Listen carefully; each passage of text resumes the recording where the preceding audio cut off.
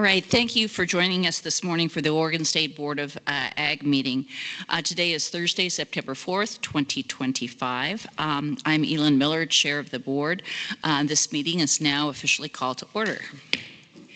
The public comment today will be at 11:30, and as a reminder, we did receive 4 written comments ahead of the meeting, and if anyone would like to comment during the meeting, to go ahead and sign up if you're in the room, or to indicate so on over the connection.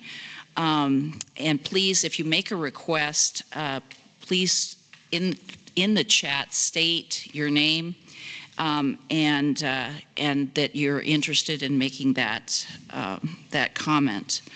Comment time will be limited to 3 minutes per person. The meeting is being recorded. Board members and guests, please do remember to state your name for the record in advance of the comments being made. I'd like to ask Department of Agriculture Board Coordinator John Boyce to review a few additional housekeeping items. Thank you. Good morning. Everyone attending virtually, if you could please make sure you're on mute your phones and computer audio during the call just to prevent any unnecessary background noise. And we request only the board members and presenters while you're presenting to turn on your web camera during the call. And then if you are joining by conference call only or via Teams, pre-meeting materials are posted on the ODA website at oda.direct/boardagriculture, and I'll drop that link in the chat here shortly, or will be posted after the meeting for anything not on there right now. This meeting is being recorded and transcribed. Thank you, John. John, would you please call the roll of members, and I'll begin with the introduction. Elin Miller, Farmer, Umpqua. Chad Allen. Chad Allen, Farmer in Tillamook. Barbara Boyer. Barbara Boyer, Chair of the Soil and Water Conservation Commission. Mike Dill. Mike Dill, Public Member. Ty Cleaver. Ty Cleaver, Farmer Rancher Brewer, Klamath Falls. Miguel Lopez. Absent. Kirk Mogg. Kirk Mogg, Public Member. Ellie Norris. Ellie Norris, Farmer, Umpqua. Eric Orem. Good morning, Eric Orem, Farmer in Heppner. Josh Zielinski. Good morning, Josh Zielinski, nurseryman in Salem, Oregon. And Dean Stacy Simonich.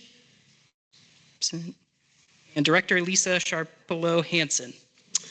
Good morning, Lisa Sharpolo Hansen. All right, those attending virtually, if you could take a moment to put your name, title, and organization in the chat so we have a record of who's joining the meeting virtually. And as a reminder, I'll only monitor the chat for technical issues only. So in general, please refrain from using the chat box to chat with board members or others on the call. Looking at the list of attendants, I don't see anyone joining by phone only. And as a reminder, the pre-meeting materials are posted on the ODA website, and I'll get that link in the chat. Great, thank you, John. Are we going to do introductions of those in the room? Yeah, if we could quickly have those joining us in the room in person introduce themselves. Carla Wellness, Department of Agriculture. Paul Oyster with Nutrient Ag Solutions, and I serve on Walmart. Rusty Ross, Department of Agriculture. Essex Davidson, Department of Agriculture. Timothy A., Department of Agriculture. Casey Prentice, Department of Agriculture. John Sanga, Department of Agriculture. And my husband, Bill Miller, in the back, Farmer Umpqua. So, great. Okay, first agenda item is approval of the minutes. You've had a chance to review those minutes in the board packet. I'd like to entertain a motion for approval. Barbara Boyer moves to approve. Is there a second? Ellie Norris, second. All right, it's been properly moved and seconded. Any further discussion? Seeing none, all those in favor signify by saying aye. Aye. Aye. Opposed, nay. Motion carries. And do we now, just for the record, with the new meeting laws, I guess we can just do it that way and not have a roll call if everybody's aye, correct? Okay, excellent. Thank you. All right. Now we'll move into the highlight of the day, Director Sharplo Hansen's report. So, Lisa. Thank you. Thank you. Well, good morning, everybody. How quickly 3 months goes. When I started to think about what I wanted to talk about, I'm like, I don't remember the summer. It has gone this fast. And I look at Ellie and see her, yeah, blueberries. But since the time that we were in La Grande, several things have happened. We've had some staffing changes at the department, and we're really, really excited about those. John Boyce is our new coordinator for the board. Thrilled to have him with us. If you have any chance to chat with him and learn about his background, he comes to us with a breadth of experience, including working with tribal communities. And so he will now be part of what we've created in terms of a larger communications team, working directly with all of us, but trying to bring consistency in terms of what we're communicating to the board and then how that's communicated out to the public and across state agencies. And so Andrea Cantu-Shomez, who I think you all have met and was at our last board meeting, is leading that group. And we're trying to take what we've had as existing resources in places and move things around to meet the needs of today. We aren't seeing ourselves with a lot of new positions on the admin side of things. And so it's a matter of learning to adapt and adopt and change. And so that's what we're doing.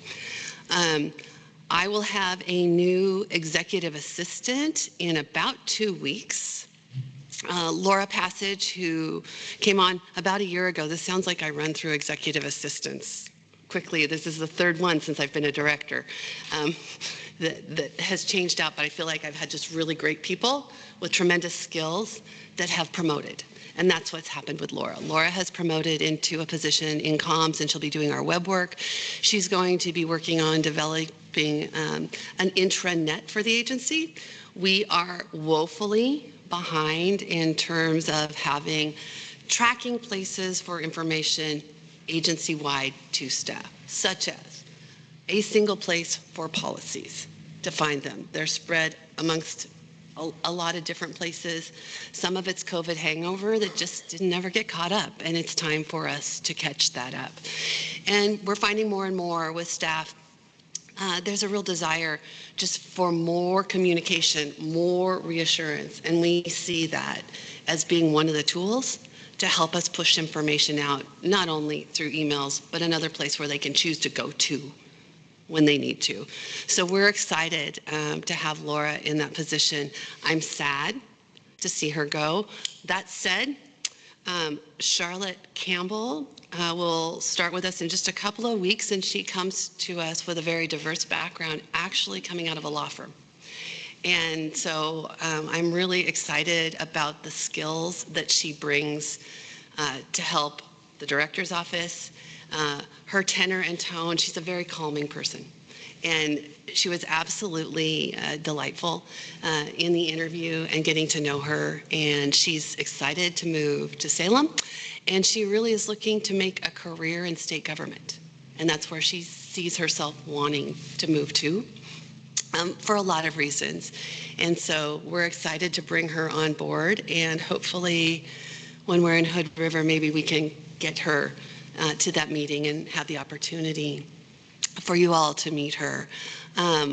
Along the way, Sherry has stepped in and has been doing a great job for all of us, and Carla continues to help us back up and do information transfer. So I just really appreciate the support of the team because these meetings don't happen easily, quickly, or without a lot of planning and effort.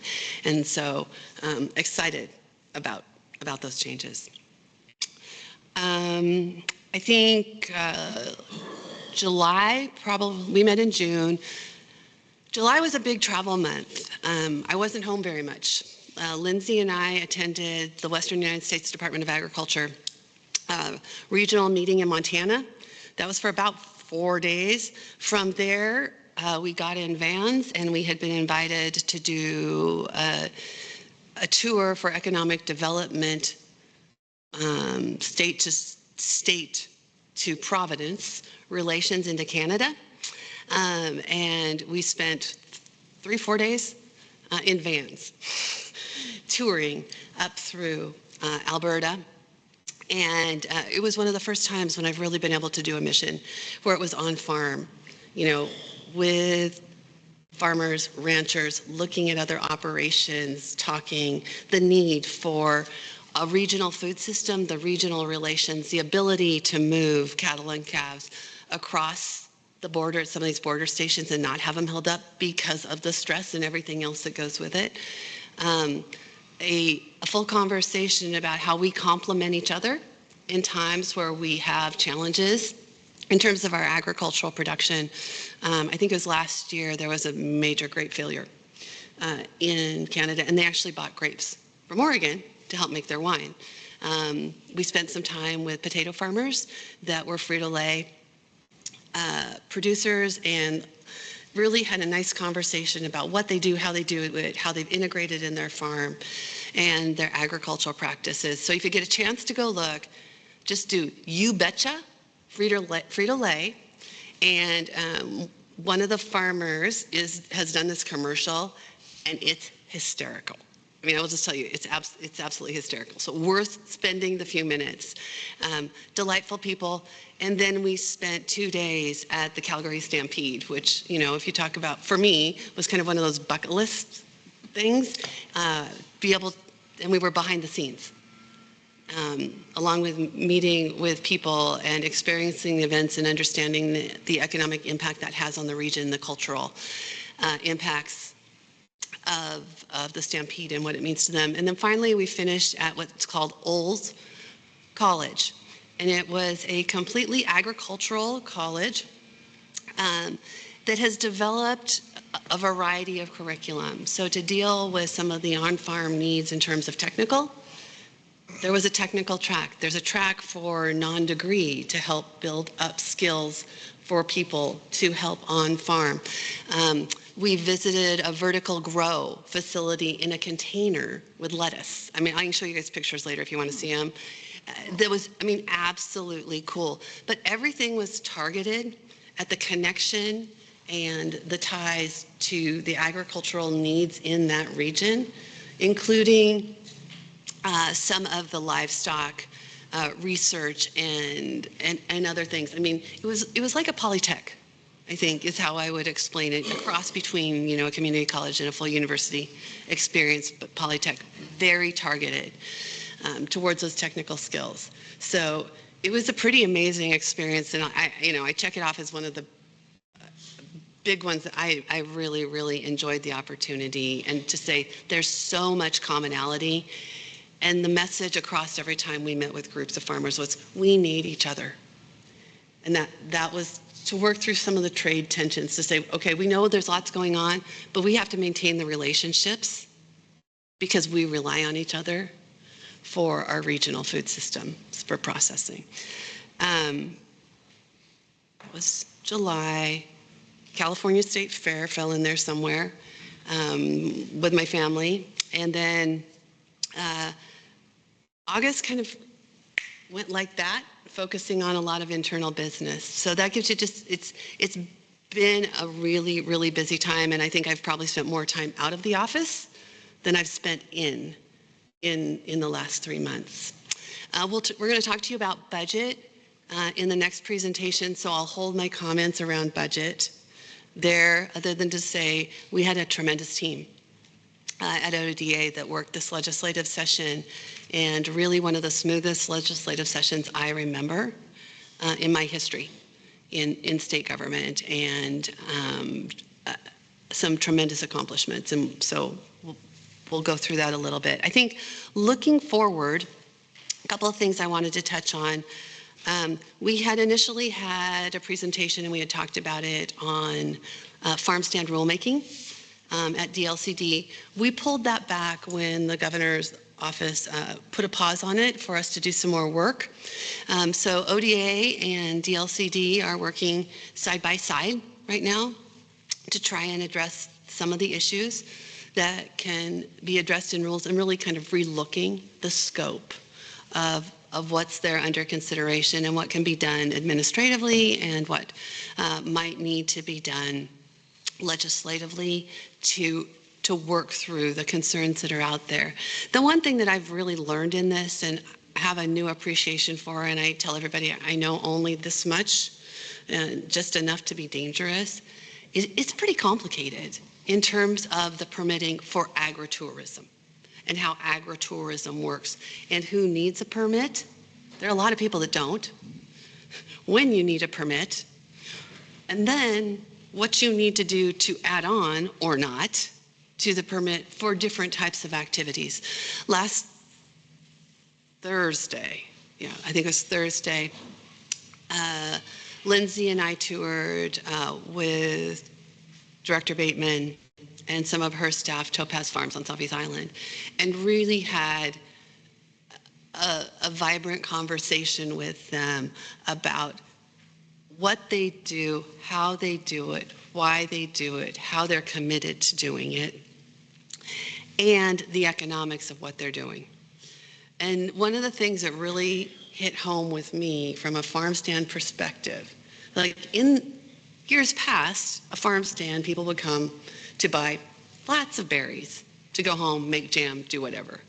That's not what people do today. They come in for an experience, they buy some fruit, and so the other activities really help actually support the farming side of the operation. And so just kind of rethinking that paradigm of how some of that works was one of those things, was an aha moment for me in terms of then how do we do that to assure that we can maintain and preserve the value of our working lands, but in a way that meets some of the demands and the needs that are out there, especially for our small to mid-sized farmers where they're at today. So it was a good conversation. More to come on that. We'll bring it back to you.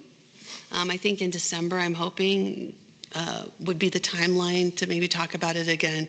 But know that we're fully engaged in the conversation and striving to collaborate, move forward, and find something that works not only for preserving those important agricultural lands in this state, but also providing something that allows for economic opportunity and diversity in our agricultural systems.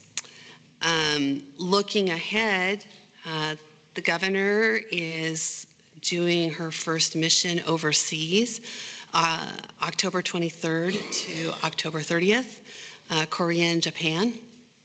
The majority of the focus will be in Korea, only a short period of time. In Japan, we'll have an ag delegation going with us. And so we are looking forward to that. It's taking a tremendous amount of time and preparation and planning for all of the events when you incorporate the port and Travel Oregon and others, along with there are several other events going on in the region at the same time that we're trying to manage through the dynamics of. And Carla and Teresa and Lindsay really have put a tremendous amount of time and thought into trying to bring this all together. Next Saturday, I leave for Arkansas to go to the National Association of State Departments of Agriculture's annual meeting. I think most of you know I served in an at-large position over this last year, have really enjoyed that opportunity.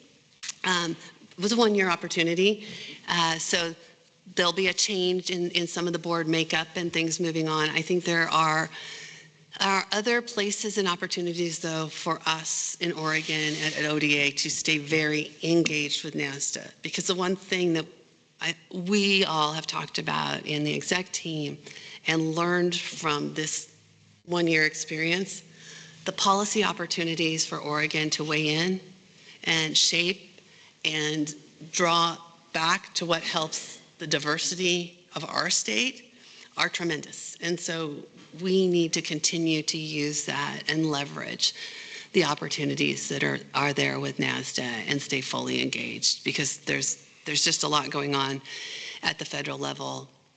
I think one of the conversations, and we haven't talked about it here, and maybe we'll get to a spot. It could be a December conversation when we know more. But the Make America Healthy Again, MAHA movement, there are things that are really, really great in it in terms of, human health and other things. There are parts of it that are very distressing for sectors of agriculture and how it impacts agriculture. And so trying to figure out, NASDA has really been trying to figure out how to thread that needle to deal with the variety of interests that are out there. Lisa, if I could just ask a question, maybe for this upcoming NASDA meeting, I also heard that NASDA was going to be more involved in labor issues, in talking about labor policy, what might happen in Congress with immigration, those kinds of things. So which I found very heartwarming since it's such a top of mind issue for agriculturalists across the U.S., but particularly with specialty. So anyway, just... Yeah, thanks for that. There has been more conversation about that and the need for a skilled agriculture workforce. And I've really tried to adapt my nomenclature to that. We've talked about it here several times because there are special skills that are needed and it's hard to find. And how do we find the people, especially when you look at, some of the challenges with labor and harvest this year, even in Oregon with what's going on. So it's another level that we haven't seen before in terms of NASDA's involvement. So thank you for that. I think in your written report, in terms of accomplishments, there are several things there. I would just note, a shout out to our insect prevention management staff in the work that they've done around spotted wing Drosophila and having predator fly and really being able to help our soft fruit industry and the recognition that was there. Ag Services is our newest modified division in the agency. We've talked to you a little bit about it in every meeting that we've had where we have pulled those services that are on the ground, much of them fee for service, and you heard a little bit about them yesterday from Mr. McCohen and the cost of service, but really trying to find efficiencies in the way we're doing things there. I want to give you an example of something I think we are really proud of. It was a couple of weeks ago in the Ontario region, which is the first region to really embrace this ag services model of integrating our brand inspectors with our shipping point inspectors and also doing work when things come up and we need help with the CAFO inspectors coming in or the food safety inspector. We had a couple injuries in that team, in our leadership team. And we had staff from other programs in that region step up and step in to take over the leadership and go out and do work that they never would have normally done so that we could stay on time, on schedule, and provide the services in the region that were timely and needed for harvest and other things. And so just proud of the collaboration and leadership that's going on there and continue to see more opportunity as we move along. And I think as we need to continue to think about how we do business at ODA and how we do business in state government to provide services across all of agriculture and how we're going to have to integrate more in different ways. But it really was heartwarming to see that team in that region come together to do just a variety of work that was way outside of their normal daily portfolio. And then I would just touch on rulemaking. We have a pretty heavy schedule coming up in terms of rulemaking. We'll have a listening session for wolf compensation during this board meeting as we're trying to, gather information, think about what that looks like.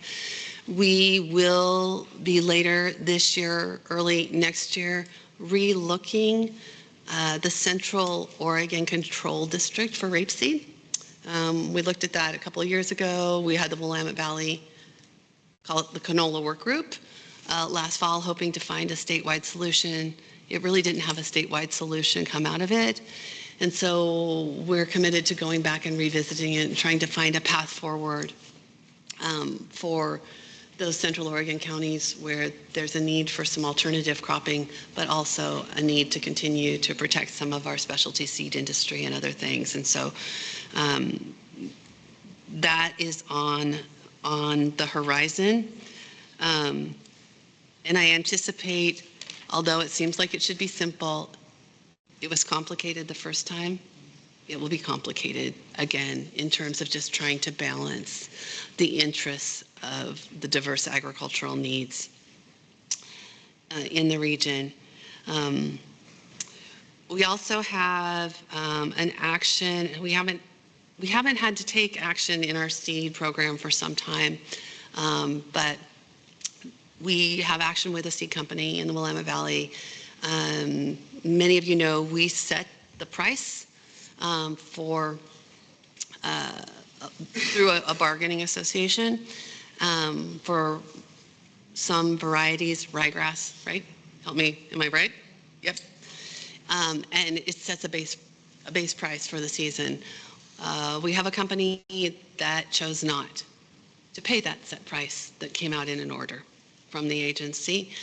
And so we have people who haven't been paid, so they're, in terms of producers, so there are slow pay, no pay actions, as well as now there's an action for violating the agency's order. This is a path we haven't necessarily been down before. And so it's new and learning and complicated, and is creating some controversy in the seed industry, creating some concern, I think, with legislators, especially that have ties to the seed industry, and clearly for producers that are struggling right now. The grass seed industry is not in a great economic place. And so all of that combined has created a pretty tenuous situation. And I would say that generally across agriculture in Oregon. You all, I'd love to hear more from you when you do your reports to talk about what's going on economically.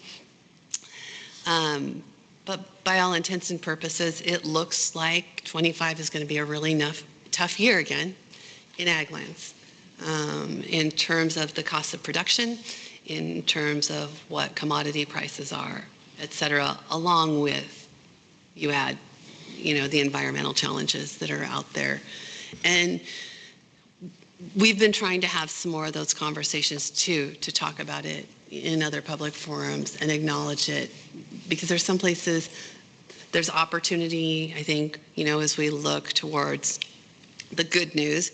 Seafood, we reported to you, I think in June. We talked about the work with the EU. That quota has been increased significantly thanks to the work of our staff and others. So a real opportunity there. But other places, not so much, because we have oversupply that's sitting from, a couple of years.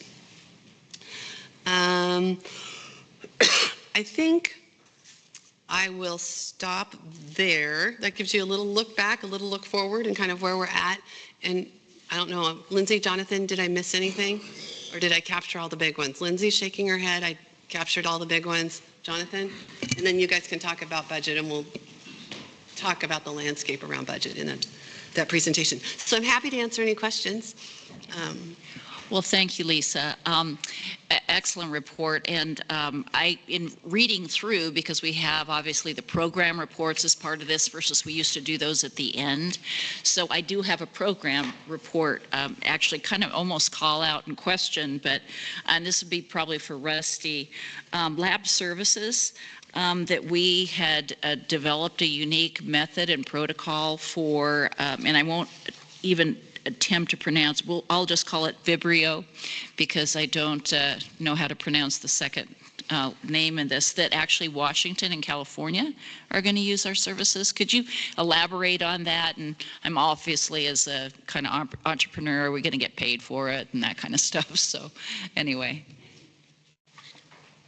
And what I understand, it's the most highly concerning food safety issue for oysters. And because of that, anyway, it could really, really help that industry a lot. So. Yeah, no, that was really exciting. I appreciate you catching that. Vibrio parahemolyticus is the name of it. Thank you. It is common to the coastal climate, and because shellfish are filter feeders, it has to be tested for in that commonly shellfish are eaten raw. So that testing protocol is something our lab has worked very, very diligently with and gotten the approvals. We're working through that process with FDA because everything has to be accepted. And then because we have the protocols and the equipment, we commonly share testing methods back and forth between the other states. So we'll be doing that testing so that we can release our beaches faster and share with the industry across the board. So we're very excited and proud to have been able to have gone through that process. It was a very tedious, time-consuming process, as all things with labs tend to be. So it was super exciting. Yeah, that was cool. Great, thank you. Anybody else have any questions of Lisa or within the program reports or wherever? Yes. Barbara Boyer for the record. Lisa, slow pay, no pay. How far behind do they have to be before that comes into play?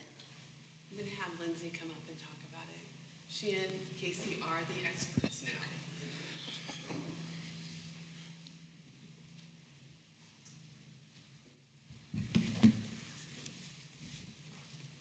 Lindsay Eng, Deputy Director of Department of Ag for the record. So with our slow pay, no pay statutes, we actually have, there's a lot in the grass seed industry that's directed in statute. So the contracts that are written that reference whether they reference it or not, have a date. And any time after that date, they can apply for a slow pay, no pay. So most of them are May 1, when payment is due of the year after the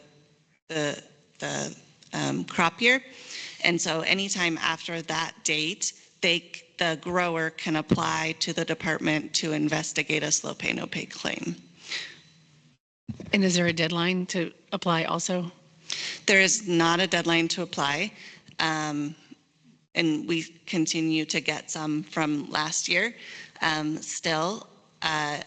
What happens then if we find it, if the evidence that we look at all of the records from both parties, and if the evidence shows that they in fact have not been paid, or in some situations haven't been paid the price from the contract, then we issue a notice of payment demand, which gives them 30 days to pay from the date of that notice.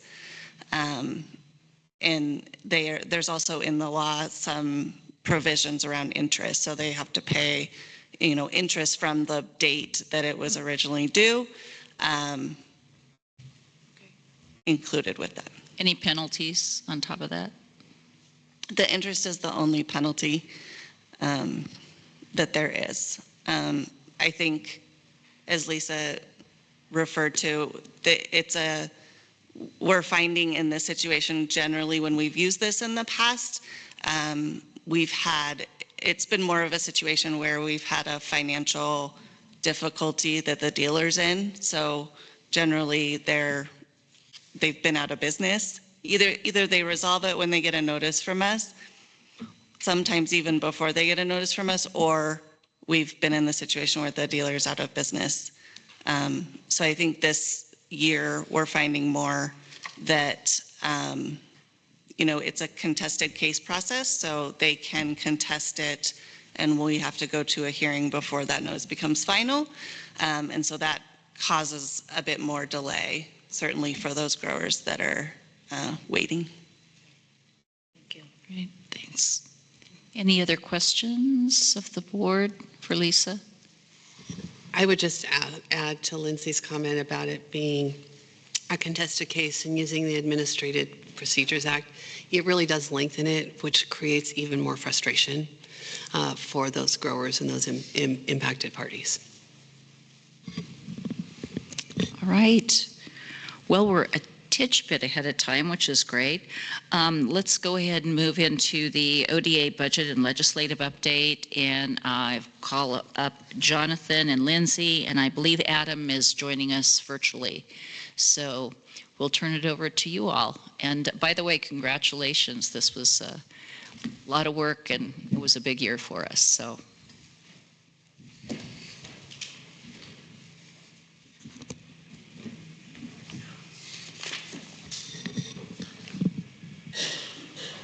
Can I kick it off? Sure. Okay. I'm going to kick it off just Okay, a little great. bit because Excellent. I think when I talked to staff a couple of weeks ago about it coming out of the legislative session, we are really excited about this budget. There's some exciting things in it. There's some big investments in terms of infrastructure in the agency, and super excited. I think what I would say from end of June to where we're at today, I'm much more cautious around where we're at because of the recent economic forecast and some of the changes that we're seeing at the federal level and how that could impact Oregon and the citizens of Oregon. And fully anticipating as we look forward toward the 26th session, it's going to be about budget and what we have to fill the gaps, because there's the potential, right, that we could see some significant gaps. And so I temper the excitement a little bit in September versus where I was at the end of June, along with thinking about and recognizing, and you heard this again yesterday, the cost of doing business in state government continues to increase, just like the cost of doing business outside of state government. And whether that's, our input costs, our fuel, the cost of our vehicles, labor costs as well are increasing. And so programs in the agency that rely on other funds, which are fee-for-services or registrations and licenses, we are watching those very, very closely right now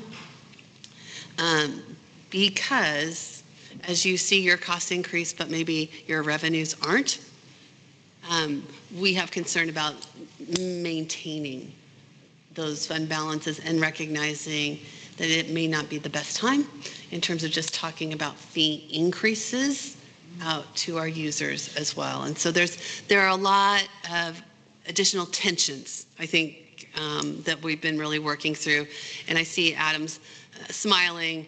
I hope I captured enough of that for you, Adam, to do the setup for the fund balances longer term and what we need to keep and have for cash flow purposes in the agency. Because for the most part, we receive revenues in June and December, with the exception of a couple of programs that are ongoing depending on service allotment. So managing that out and maintaining a 3-month operating fund reserve longer term is something that we have our eye to very, very closely.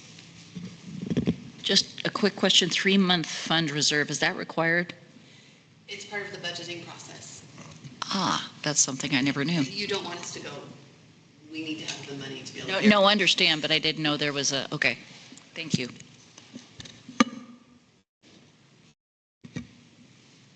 Well, good morning.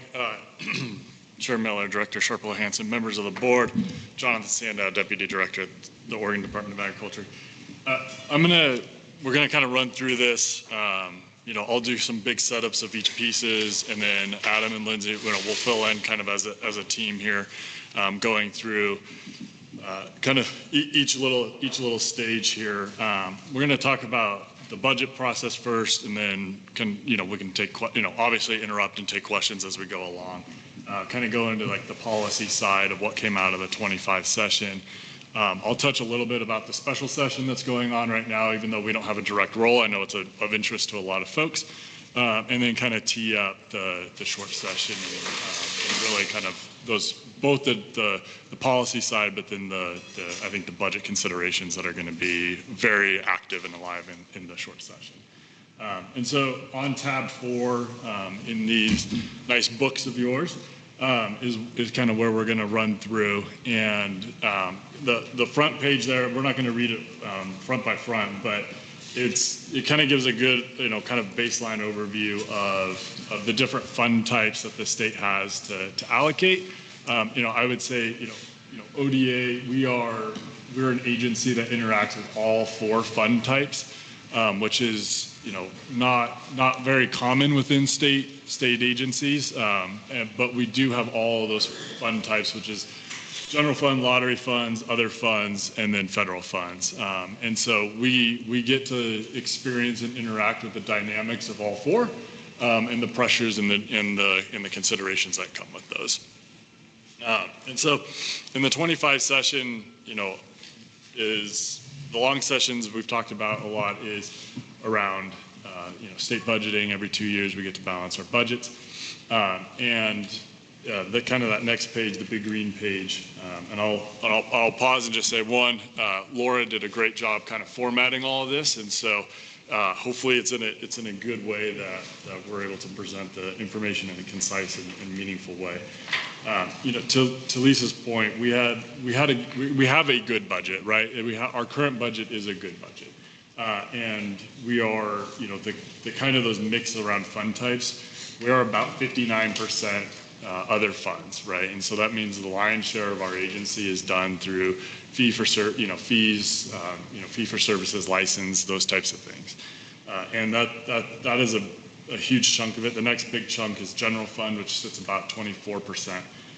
And then, we talk a lot about federal funds and, the pressures of changes on the federal level. That makes up about 11% of our budget, and then 6% comes from the lottery fund. And so it kind of gives you a visual, maybe a little budget pie, of where those funds come from. The big takeaway, and I think you might have remembered from those who were able to participate and were on the board at the time, going around to the legislative offices and being able to kind of carry around some championing documents. One of our big budget asks this year was around that IT modernization package. And we had originally built it around $15 million, knowing that we would land somewhere between 0 and 15 million. And we landed pretty close to about 10, so $9.4 million between general fund and general fund backed bonds. And so that's important, one, because this critical work and these critical systems are not going to be kind of built within the context of our fee and license, payers. And so this is really the state, coming in and saying there's a public interest and a public investment being made into this agency, into the IT infrastructure, and recognizing that, kind of the fee paying, apparatus is not going to be able to support and carry that level of investment. Sustaining it, maintaining it, that is going to be up to, us as an agency to continue on. But the initial build out. And so that is we have about $3 million in just straight general fund, and about $6 million of that is within the bonds. And those are maturing. I think those are 6-year bonds. I see Adam's little head nod. So 6-year bonds. And so that doesn't mean we get kind of the capital up front, but then the legislature gives us, and you'll see that debt service, that general fund debt service, 1.5 million every biennium to pay off that debt service each year or each biennium to mature those bonds. And so that's within the budget context, that is it's a big win, it's a big securement. And then within I think the implementation and operationalization of it is we're in this early stages. IT projects are hard, they're complex in the state. They're not, unfortunately it's not as kind of as quick and nimble as maybe the private sector, but we are advancing. We have, there's different levels of approval process that we have to go through, and we have cleared the first one, and we did it pretty quickly, and we are working to clear the second one, and I think we have high confidence that we'll be able to keep going. And kind of once we get past that second level of approval is when we're going to be able to really go out with the request for proposals, for the RFPs, for a lot of our vendors, our business analysis, those types of things. And so right now, a lot of the work that we're doing is really in that beginning of the implementation phase. But this is a big opportunity. for the agency itself, but even if we look a little bit broader than ourselves, even for other natural resource agencies, because we're going to be able to share our learning experiences, share what we've been able to do beyond that. Within the context of, I think, the major budget numbers there, one, it's been a pretty flat budget in terms of, we were able to keep a lot of our current service levels, which might not sound great, but in the world of, one, natural resource agencies, and then two, in the context of this session, is amazing. And then we had some one-time funding opportunities, most notably in the kind of the end of session bills, where they allocate a bunch of one-time funding packages. $1 million was augmented into the wolf depredation and compensation program. We'll talk a little bit more about that when it comes to the policy side. And then we got some of our key priority, kind of our own bills passed that add some other fund limits and positions throughout some programs. And again, we'll touch on those, but in the policy side. But those are really kind of, really investments and enhancements that are beyond the one, the IT piece that were pretty notable. Like every budget, the hydraulics of the legislature requires that some things are not going to get funded or continue to be funded. A lot of, I would say almost every time this is a reflection of budget pressures and budget decisions, and not a reflection of, one, program effectiveness and, kind of, performance of the agency and the staff that are doing the good work. And this is very true within ODA and the Japanese beetle eradication program. We were embarking around, I think, the 8th consecutive year around doing a lot of treatment kind of up in the Portland metro area, Port of Portland, and some other isolated areas to really, try to mitigate, contain, eradicate the Japanese beetle infestation that, was introduced 8 years ago, or discovered 8 years ago. And the program, again, has had good success, good track records. But when it comes to the budget pressures, every biennium, this was a one-time allocated piece. And so this was never part of our base budget. This was always something that was, kind of advocated for and added at the very end of each session. This session, it was not part of the end of session bills. And so, we have gotten anywhere from about $900,000 to $2 million, throughout the bienniums to really run this program. And so with absent of that funding and absent of the authorities to do it, we are kind of, we're winding that effort down. We will continue through the 25 session here, or 25 season as planned. But then going into 26, it's really going to look different in terms of how we interact with, the trapping side, working with a lot of the nursery folks. That's where the pressure is. That's where the concerns are, is within the nursery stock industry. And so, things can change. I know that there are, there's always conversations about potentially adding funding in the short session for a variety of programs, this being one of them. But, we really have to stick with what our budget is now, and manage to it. And so we're going to be, really kind of looking how to work across state lines, how that intersects, the interstate commerce, how we're able to continue to build the confidence within, our pest and disease capabilities in Oregon. And so that is one of our most notable kind of programs that did not receive, the ongoing funding at the end of session. We had a lot of other one-time funding packages that, phased out, the funding for ag labor housing, those types of things that typically are not ongoing and renewed. And so that kind of makes up those big, the big numbers on the far right-hand side of the column there. And so I'm going to pause around that kind of that budget realm. Lindsay, Adam, questions?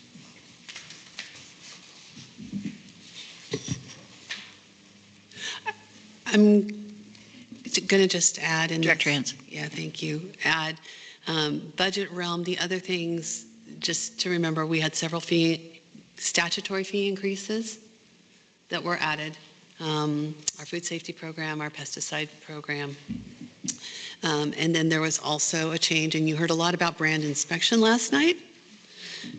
So there was a statutory cap change for our brand inspection program as well, along with legislative direction for a work group to look at it for efficiencies and opportunities to change. So I don't want to miss that revenue side of things that has a longer term impact as well. Great. Yeah, I was just going to add to that. I think as we talk about other funded programs, one of the things that we've been working really hard to do, and Adam has probably been pulling out his hair, because of the dynamic nature of so many of our programs, particularly shipping point brands, a lot of these fee-for-service programs, we're doing work on behalf of the industry, and it's not a required license or a required fee that they pay, like you see in, like the DMV, right?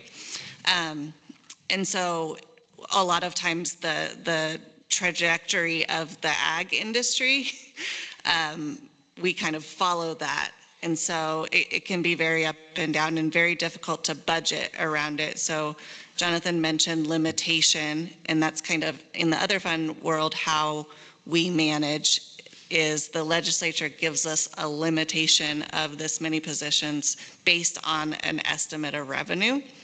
And so when that changes multiple times within a biennium, it's difficult to make sure that our budget, as it's approved by the legislature, stays true to operations as they're happening. So I think that that's one piece where we're doing a lot of work, and I would say we've been working with our customers quite often and will continue to help them understand where our cost drivers are. And this brands advisory group, it's the same, and having LPRO look at it will be very helpful. The other thing that we were able to get in the brands bill that was run this session that passed was the ability to contract for services. And so I think as we look forward, we will certainly be asking you all for advice, as well as our industry partners on how we may have to do things differently in order to continue providing the services that provide an equal amount of value for the industry. And so that's a really great tool for us to be able to use to kind of specialize different regions and different operations. So it's really helpful. Great. Yes, Director. One more simple clarification. Okay. So the other funds budget, the limitation is authority to spend. It does not represent the cash to operate. And so even though we have authority to spend X, we may only have cash for some much lower level. And so we work on an operational side of things, like a home budget almost, in those other funded programs based on the cash that we have available. Thank you. Yes, Director Boyer. How did you know I had a question? You just looked like you did. So after last night's panel, it resonated with me how the increase for fee for services is going up, and that's a concern to the producers. So I can't help but think that they're going to look for third-party certifiers that are less expensive. Are you seeing that as the pathway to some of these producers? Thank you, Commissioner Boyer. I would say that has happened quite often. As we also heard last night, some of the third-party certifiers are being priced out as well. I think that we're looking at any and all options, particularly where in places where we can do more oversight and less on the groundwork. It's a lot easier for us at the labor costs that we have to not be spraying for weeds, not be doing sampling. So if we can oversee that sampling, we spend less time with that operation. I think that that's the best way we've seen it work. But in many cases, a lot of our customers still need some government oversight that helps them in their markets. So it goes in waves, as we heard. For credibility for the markets, yeah. I actually, just a clarification, I want to say thank you for this very concise report that's in our book. Maybe I missed it before, but this was well done, very well done. But Jonathan or Lindsay, if you guys could run through, all our funding sources. You said the percentages, and I wasn't writing it down, and they're not in the report, but I think it helps all of us be able to understand, again, where things are, and it changes, of course, every biennium, right? A little bit, at least. So could you go through your percentages, general fund, lottery, et cetera? Yep, Chair Miller. So I will, but I'm going to caveat in saying that I'm basing these calculations on the current service level side, because the legislative adopted side includes a lot of the one-time funding. It includes one ODA. It includes those different kind of, dynamics. And so when we look at the current service level, that kind of omits those one-off funding streams. And so that's what I base the percentages off of. Okay, including the one-off. Not including the one-off. Right. Okay. So basically, what our core funding formulas look like. So kind of starting at the top there, the general fund is about 24% of our total. The lottery funds account for about 6% of our total budget. The other funds programs make up about 59% of our budget, and then the federal funds rounded out to about 11% of the budget, and that gets us plus or minus, a few decimal points to 100%. Yeah, but that's real helpful for us. So thank you. I appreciate that. Anybody else with any other questions? And were you also going to spend a little time on the legislation? Oh yeah, I got three more sections. So don't get me wrong. Thank you. We got plenty of time here. Thank you. So we had some good segue into the policy sides, because these don't work independently of each other. And I think kind of building off of Director Boyer's comments as well, what we heard last night is we have some control over the cost drivers of the agency. We have very little control over major ones, right? But we have to manage within the programs of both service deliverability, effectiveness, and frankly, relativeness. As we approach the legislature, as we approach rulemaking, as we approach all of this, it's always to be a good reminder of saying, these programs are for folks who use it, and we constantly have to ask ourselves, is it still being useful, right? Is it still being delivered in the way that should be delivered in 2025, right? Is the cost to value ratio still lining up with all of these things? So that is, as we talk through the policy side, as we talk through the budget side, there's a lot of that, happening, within the conversations, either deliberately or, kind of, indirectly, of saying, look, we don't have to continue the way that we have been continuing forever. We can add and change and do whatever we need to do, because ultimately, as we form ourselves as an agency, we're forming it to deliver services to folks that's of value, of need, of necessity.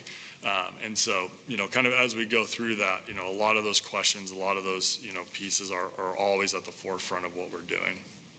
So, we talked around the big budget pieces, kind of what makes that up.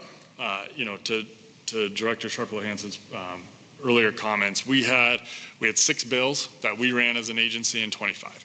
3 of them were fee related, and we had the fee related in food safety, pesticides, and then weights and measures program.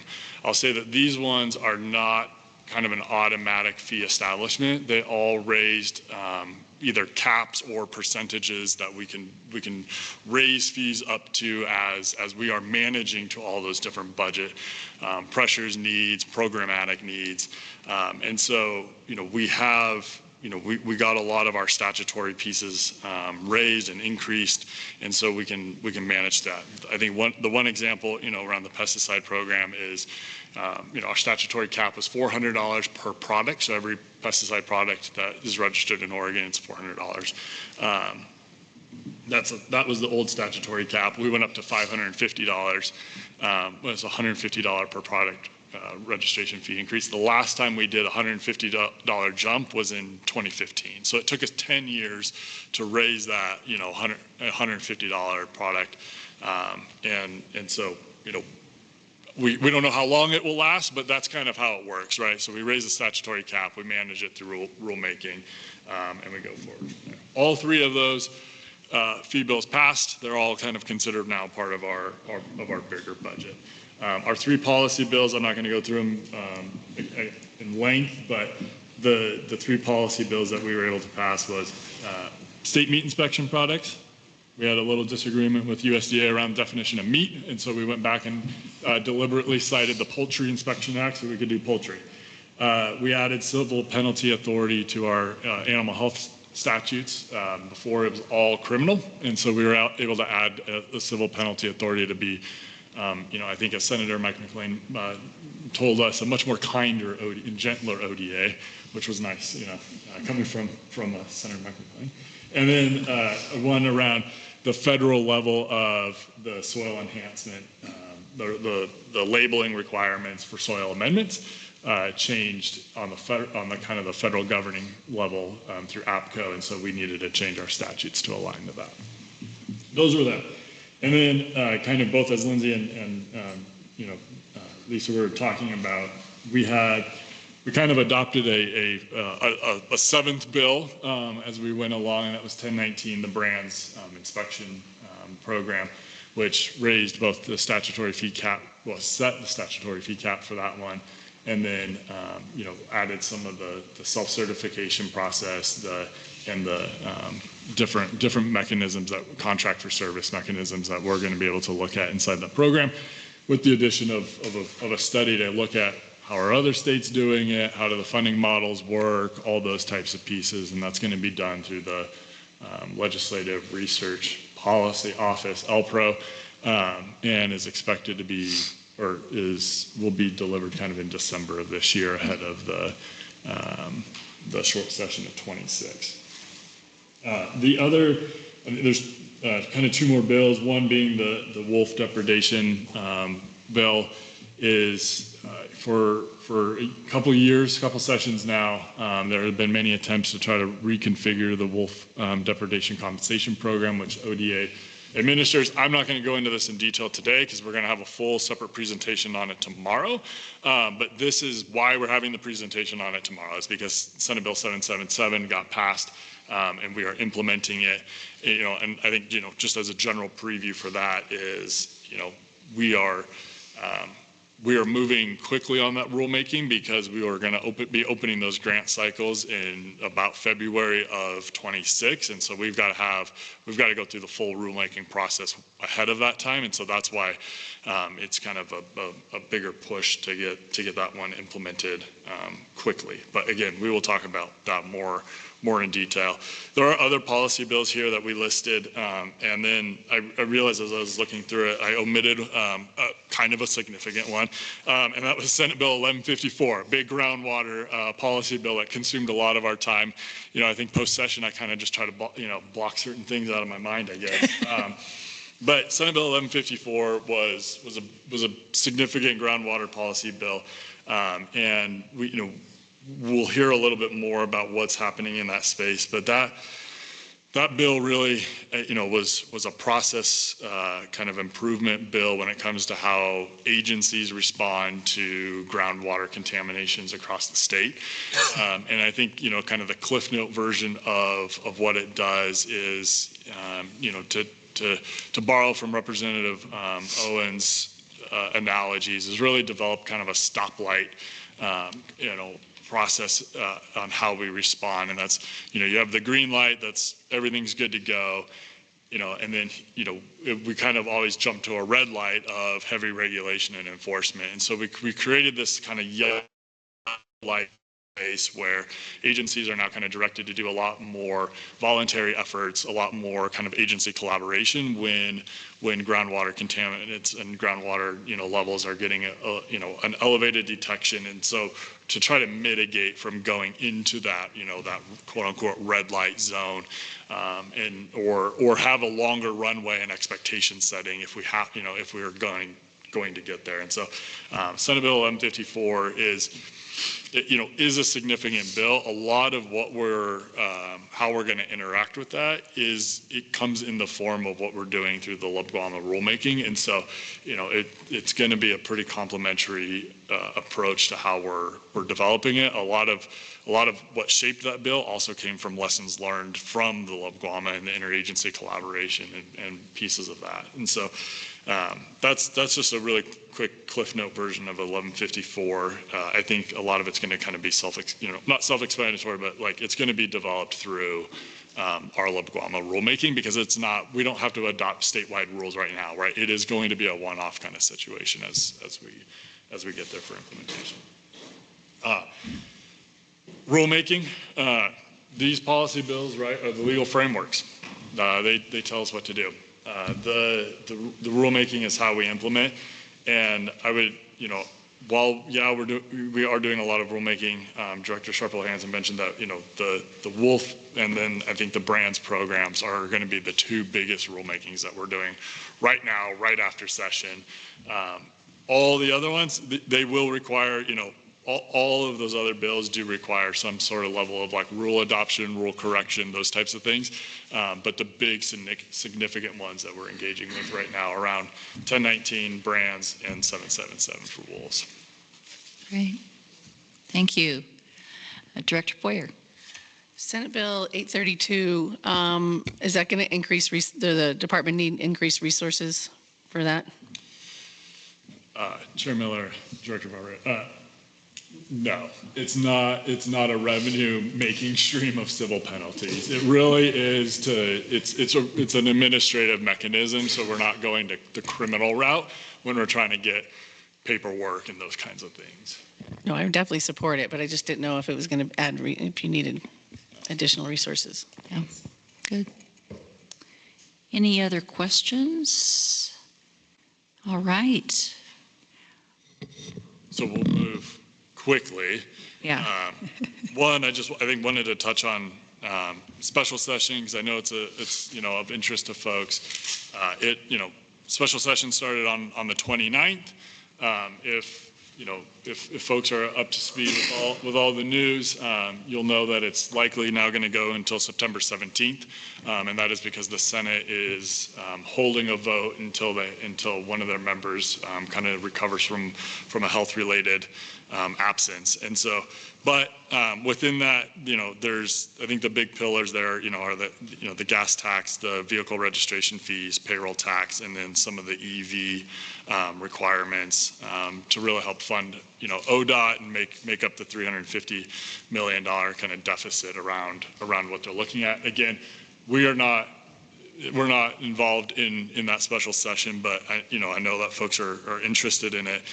But that really then takes us to the short session of 26. Again, short sessions are 35 days. They're a great sprint. And I think kind of related to that, right? Every member gets 2 bills. The governor's going to get 3 bills. And so it's a really narrowed approach. But going to, the budget side of it and how that all works, right? We talked about around the deficit. We ended, the state ended the session with what was projected to be about a $473 million surplus. Based on 2 weeks ago, it's now looking to be about a $373 million deficit within the ending budget of the last session.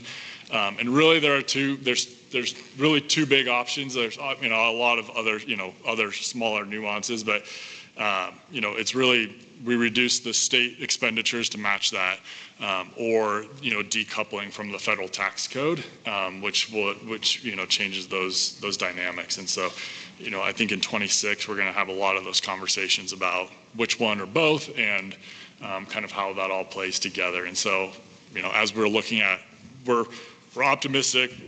This is a great budget.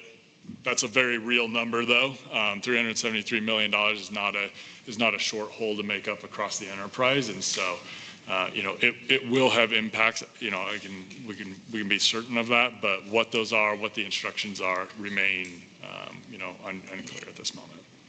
Director Hansen, do you want to add to that on the risk? Because we also federal focus too a bit as well. So, but thank you. Thanks, Jonathan. That was a perfect lead into my pessimism. So I appreciate that.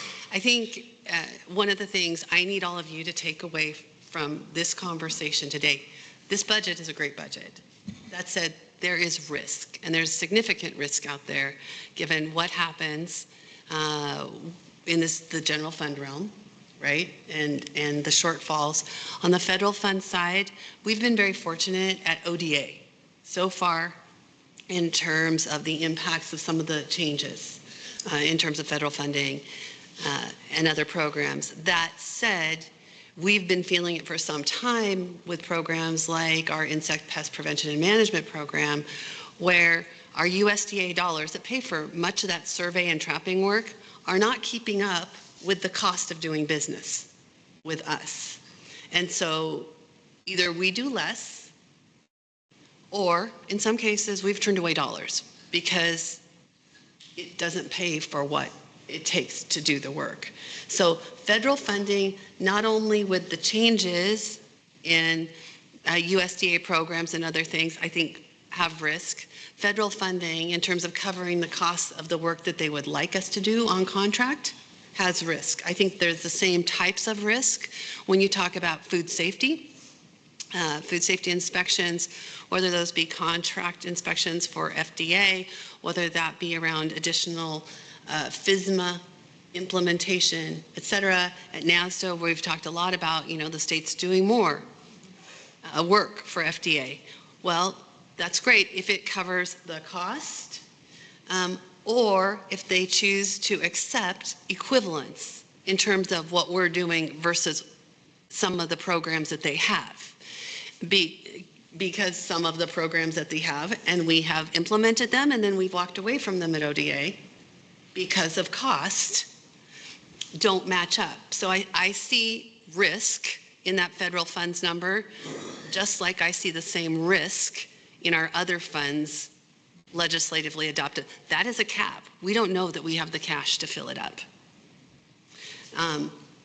And I see risk in our lottery funds in terms of the amount of cash that's available. Remember, Oregon devoted 15% of our state lottery proceeds to go to natural resources. 7.5% goes over to parks. 7.5% goes to OWEB. Those operation dollars at OWEB are split between 5 agencies, and then the rest goes out to grants on the ground. But it has to balance between those 5 agencies, so there's always a push and pull and a tug for the work that's done on those lottery funds. And having adequate funding to fill up that lottery funds bucket, I think, has similar risk to the federal funds and the other funds. And so, having been around for a long time and through a lot of different budget cycles and the ups and downs, I'm looking at this point in time in September with a lot of caution signs, just given what's going on so many levels. And on the other fund side, we follow what's happening in the ag industry, right? I mean, a lot of the work that we do is based on volume, and we don't have the programs that have the volume in the way we used to.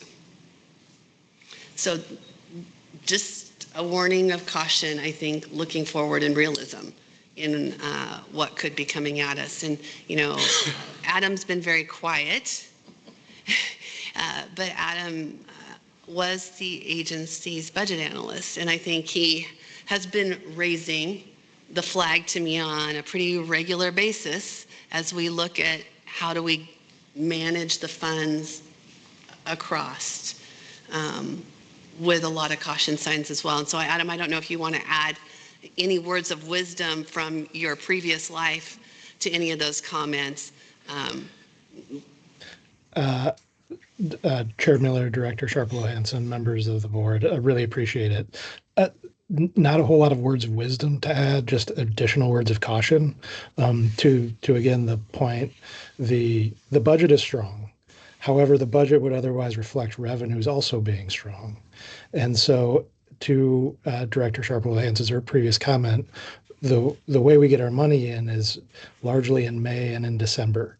And so really we have 4 or 5 different budgets over the course of a biennium that we are constantly looking at the money coming in to see what we have to tweak, what we have to either think about increasing or decreasing and as we go forward. So it's a really strong base to build from, but it is something that we are keeping an absolute eagle eye on as we move forward, the cash coming in and the costs that our various lines of business have. So just thank you for your forbearance as we move through this. I would love to say that we are the only agency that is facing the same constraint, but to Director Sharplow Hanson's previous comments and Jonathan's previous comments, given our revenue forecast as a state, this is the world that I think the state government is going to exist in for at least the next 2 years as we move through. And so just know that we are keeping a very sharp eye on it. And as problems come up, we will be sure to elevate. Great. Well, thank you, Jonathan, Lindsay, and Adam. Appreciate that. And really, yes, we celebrated, but the reality check that is being noted right now is important for us to understand going forward. So thank you much. We are running a titch bit late, so I do want to make sure we have a full amount of time for this next local food network area that's really important for us to spend the full time on. So we may run over on the break and a little bit, so we may have a really short break. So I want to forewarn, especially the directors of that. So, all right. So I think joining us virtually is Amy Gilroy. And Amy is going to kick off and introduce all of our panel folks, some of which are here physically, and maybe we have an additional virtual one. So Amy, if you could go ahead and kick this off for us, that would be great. All right. Well, good morning, everybody. I'm Amy Gilroy, and I'm actually going to, I'm going to share my screen here as the panel gets together, and then I think we'll get started.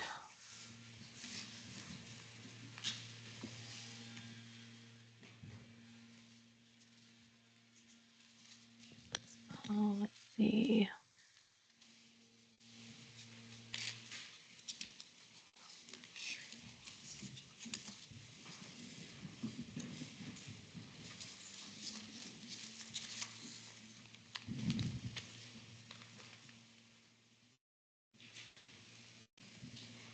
All right. Got a few different monitors, so let's make sure I've got this right.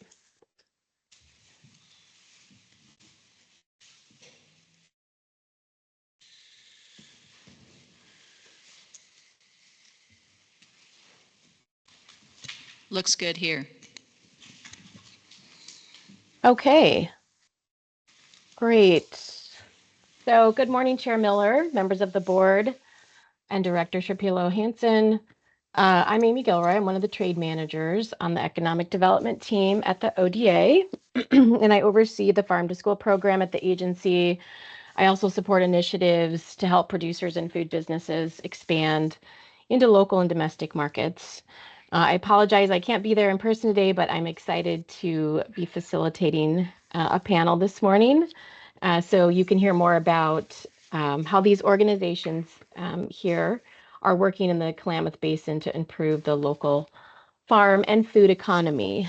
So I'm going to go ahead and introduce the panelists, and as I do, I'll move through the slides they've prepared.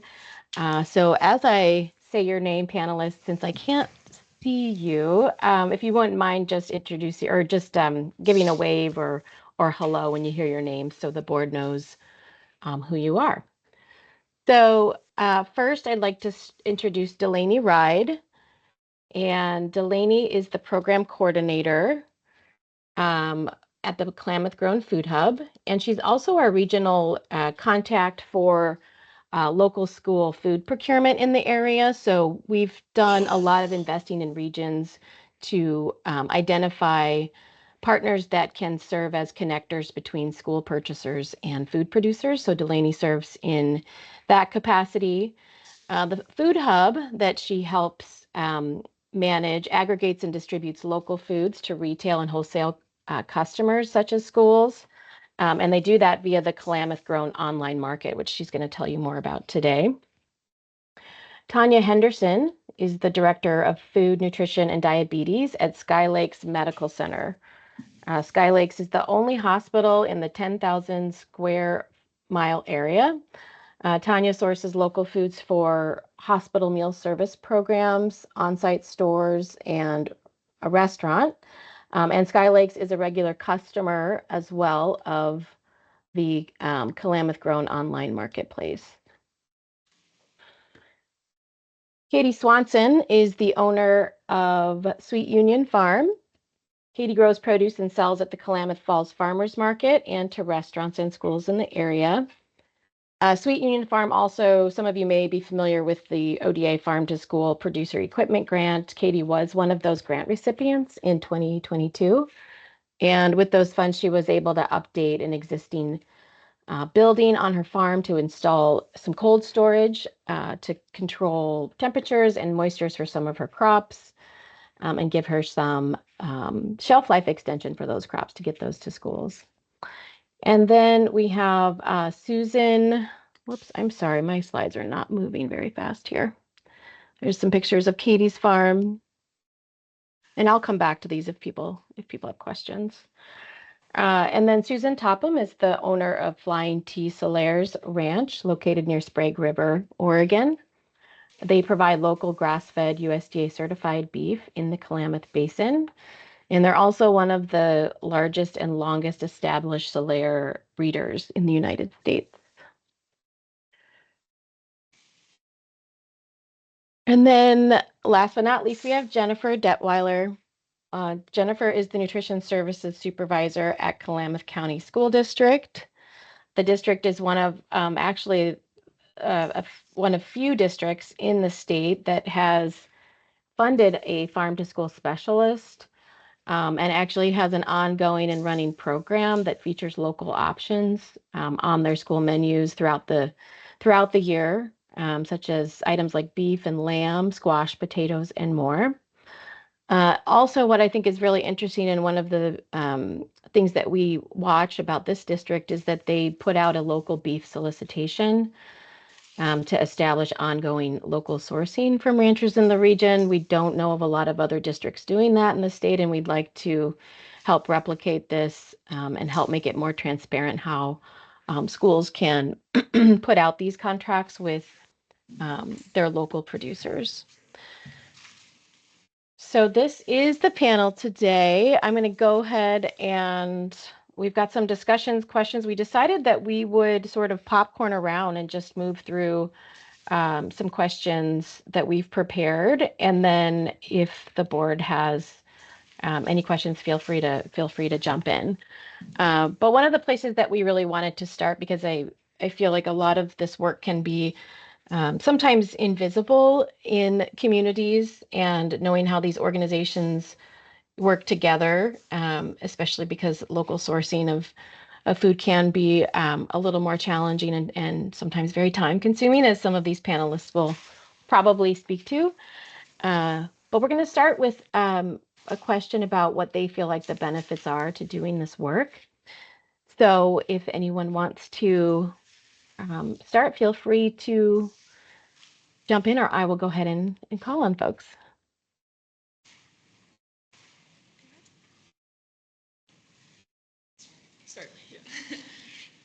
Put your mic down. There we go. Thank you. Everyone, thanks for inviting us to be here.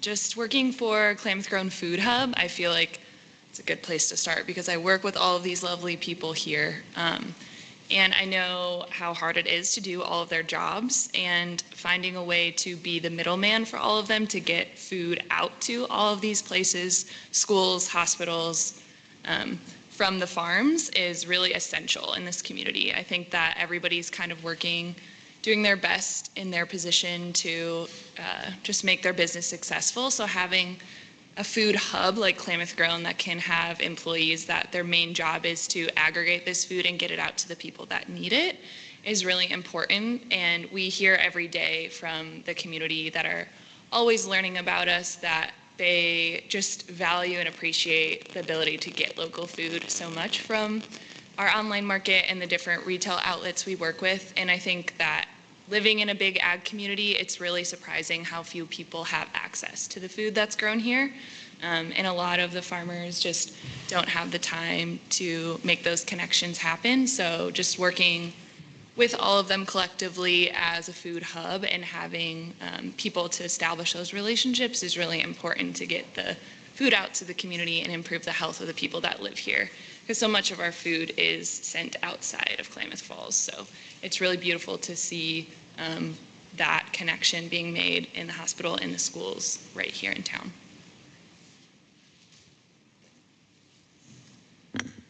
Yeah, and I would have to agree that. And if you could state your name too, just for the minutes before you get. Yeah, thank you. I'm Susan Topham, and I would have to agree that's one of the things that I really enjoy is being able to see our product being utilized on a local level, both at farmers markets and at schools, where we know we're providing a quality product. And a lot of people in our industry, they're just making a commodity product. It gets sold somewhere, and getting to know where our product goes and generally knowing who our end consumer is and having the connections in between, I'd say that's one thing that I really like.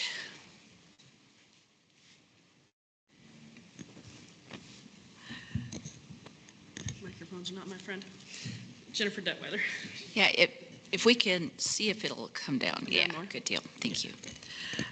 Klamath County School District is very passionate about supporting our local community. We are an ag-based community, as most of you know, and they are who we are. So it's important to us to help support them, as well as supporting the Healthier Student Meals Initiative that USDA and ODE are both trying to help initiate.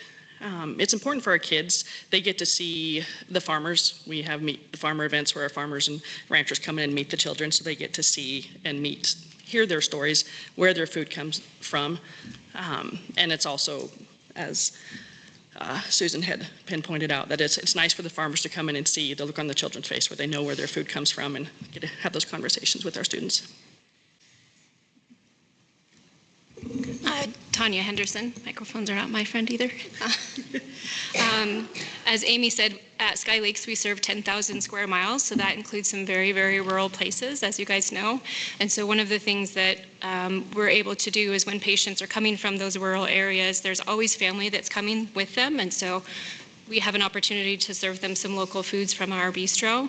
And then we also have a lot of providers that are working long hours and don't always have time to stop at the grocery store on their way home. So being a pickup site for those Klamath Grown orders, they're able to just grab their box that's already paid for and on their way home, and they don't have to stop at the grocery store. So that's a very convenient, easy way to provide local food.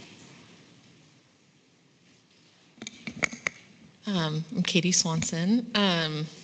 Yeah, I guess I would say my role in all of this is to grow the food that's getting moved around and eaten in all these places, because none of it really works without having a consistent supply of local produce. I used to do a lot of food systems work, but I always come back to the most important thing is actually that I'm a really good farmer and that I grow really good high quality produce that's consistently available. And there's really not a lot of farms doing that in Klamath County. There's some really small farmers market scale, which is pretty much where I'm at. And then there's not much in between that and really large scale commodity that's getting shipped out of our community. So my number one job is to produce as much food that my community is asking of me as I can. And that also means that I need to have a really viable business so that I can keep doing it. And so those are kind of that's the role I strive to serve in this community. And then I think all farmers are very involved in their communities, and I would say direct market, small scale farms like mine are no exception. You know, you've got Ty doing a lot of good stuff in the community. Klamath Grown was founded by a group of farmers. I was one of them. I work with the schools. I get to visit the schools when they eat my carrots. And I've created a lot of partnerships in the community to increase access to the food that I'm growing. So, and every single other small farm in this community is doing all those things too. So, yeah, I would say as a small scale farmer, there's kind of, there's a lot of connections happening here. Before we move on to the next question, I just had a real quick question, Ela Miller, for the record. Okay, when we say small-scale farmer and you're having a lot more, you know, request and demand, but the economics of that, can you spend a moment on that for us to kind of help us? Yeah, and so small scale, I think according to the USDA is like under, what, 100 acres or something? I don't know. I'm on 7 acres, and I'm growing very intensively on 1 of those acres, but I'm producing a lot with a small amount of space. But economically, small-scale direct market farming doesn't make sense, and that's why these programs honestly are really important. My opinion is that farms like mine are essential to the community, but our national, state, regional economic food system does not support this way of growing food. And this way of growing food is, I think, what most people assume is happening or maybe think should be the way that food is grown, but it's not. And so, yeah, it actually doesn't make sense. It's really, really hard to be financially viable and sell directly to your community and stay small. Yeah, is my honest answer. Yeah. Thank you. That was helpful. Sorry to interrupt.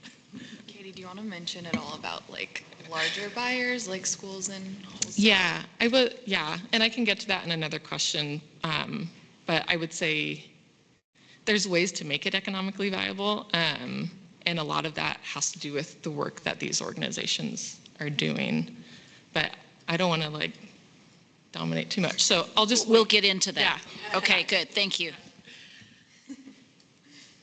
Well, this question is somewhat, I think, dovetails with the previous one, but you've all been talking about the benefits and some of the things that you love about the work that you do and also some of the challenges. But I think it might be helpful for the board to hear maybe a specific accomplishment or a moment or a story that you feel the most proud of in the work that you're doing. You know, I can institute, you know, helping get food or local foods or even sourcing the mechanism of sourcing local food into these larger institutions like hospitals and schools can be quite daunting because there's a lot of regulations, there's a lot of logistics, there's there isn't really a trodden pathway for it. So I think that when we talk about farm to institution and we talk about farm to school, a lot of people just don't really understand, you know, what that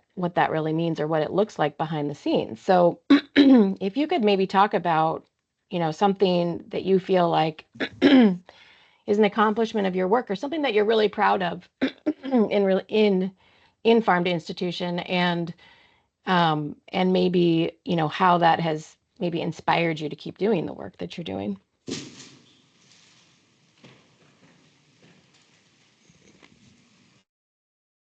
We have 3 main goals that we're really, really Again, sorry if you could do the name again, just for the minutes. sorry. That's all right. For our Jennifer virtual Detweiler. folks. Thank you. Klamath County School District has 3 main accomplishments that we are very, very proud of that have happened in the last 3 years. One of those being creating our own farm to school coordinator position. I believe there are only 2 self-funded coordinator positions in the state. The rest are grant funded. When we started in 2019, we had a part-time coordinator that was funded by a grant. When that grant ended, we realized our program would then end. So we went to the board and created our own, started out as a half-time position and has now become a full-time position because she spends she couldn't be here today, but she spends about half her time on procurement and regulations, the other half her time in the classroom teaching our farm-to-school education. We do branch out to all of our elementary classrooms and teach science-based curriculum that relates to all the products that we serve in our schools. Another one would be working with Oregon Department of Education procurement specialists to come up with a process where we can actually purchase our own FFA-raised proteins. We have 5 FFA programs, 3 that are currently producing proteins. We have one, Lost River, I believe you guys were there yesterday. They produce pork, they produce lamb, they produce beef, eggs that we purchase from them using FFA alumni committees because we share the same tax ID number. We can't buy from ourselves. So it took a good year and a half to build a process to where we can actually buy from ourselves so they can also benefit. Prior to that, they would just donate to us and they were at a loss. Between the feed and the time, they were taking a significant loss, but now we can actually purchase from them. That's a huge accomplishment that we are very proud of. Another one is something we've started doing the last 2 years because of our local community. We are an ag community, but the majority of our ag base is cattle and potatoes. So using farm to school funding and supply chain assistance funding, we have procured for the last 2 years, all of the ground beef served in Klamath County school districts for last year and all this year is raised and procured here in the Klamath Basin alone. And that's a big accomplishment considering the cost, but that's only because of the farm to school funding, grant funding we received. We could not do it without that funding. Be efficient. I think the first, again, your name for the record, sorry. Katie Swanson. I think the first accomplishment I'm proud of is that I still exist. Yeah, and so this is my 9th season running Sweet Union Farm. I'm a first generation farmer. Yeah, I built this from the ground up, and so I'm very proud of that. And then I would also say selling to the schools is a huge accomplishment. It really stretched me and kind of helped me increase my capacity in a way that I couldn't really have any other way. And that's just been a really fulfilling thing. Yeah. Tanya Henderson. Mine seems much less significant, but this was a big moment for me. Price is always a challenge at Sky Lakes. We're sort of known for having one of the cheapest meals in town, and we try to keep it low cost because we know that we're serving a very low socioeconomic patient population. So when their families come into the bistro, we want the costs to be low. So it's always a challenge when we want to bring in, a premium product. We have to charge a little bit more for that. And a lot of times for our employees, we like to advertise when we have something special, but we tried to do this one kind of on the down low because we weren't sure how it was going to go, and we didn't have a whole bunch of potatoes to go, so we wanted to do a potato bar with the local potatoes.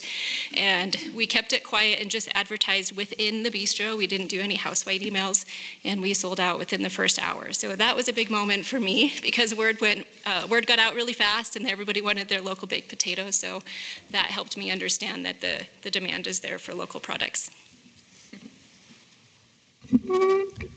Delaney Reddy.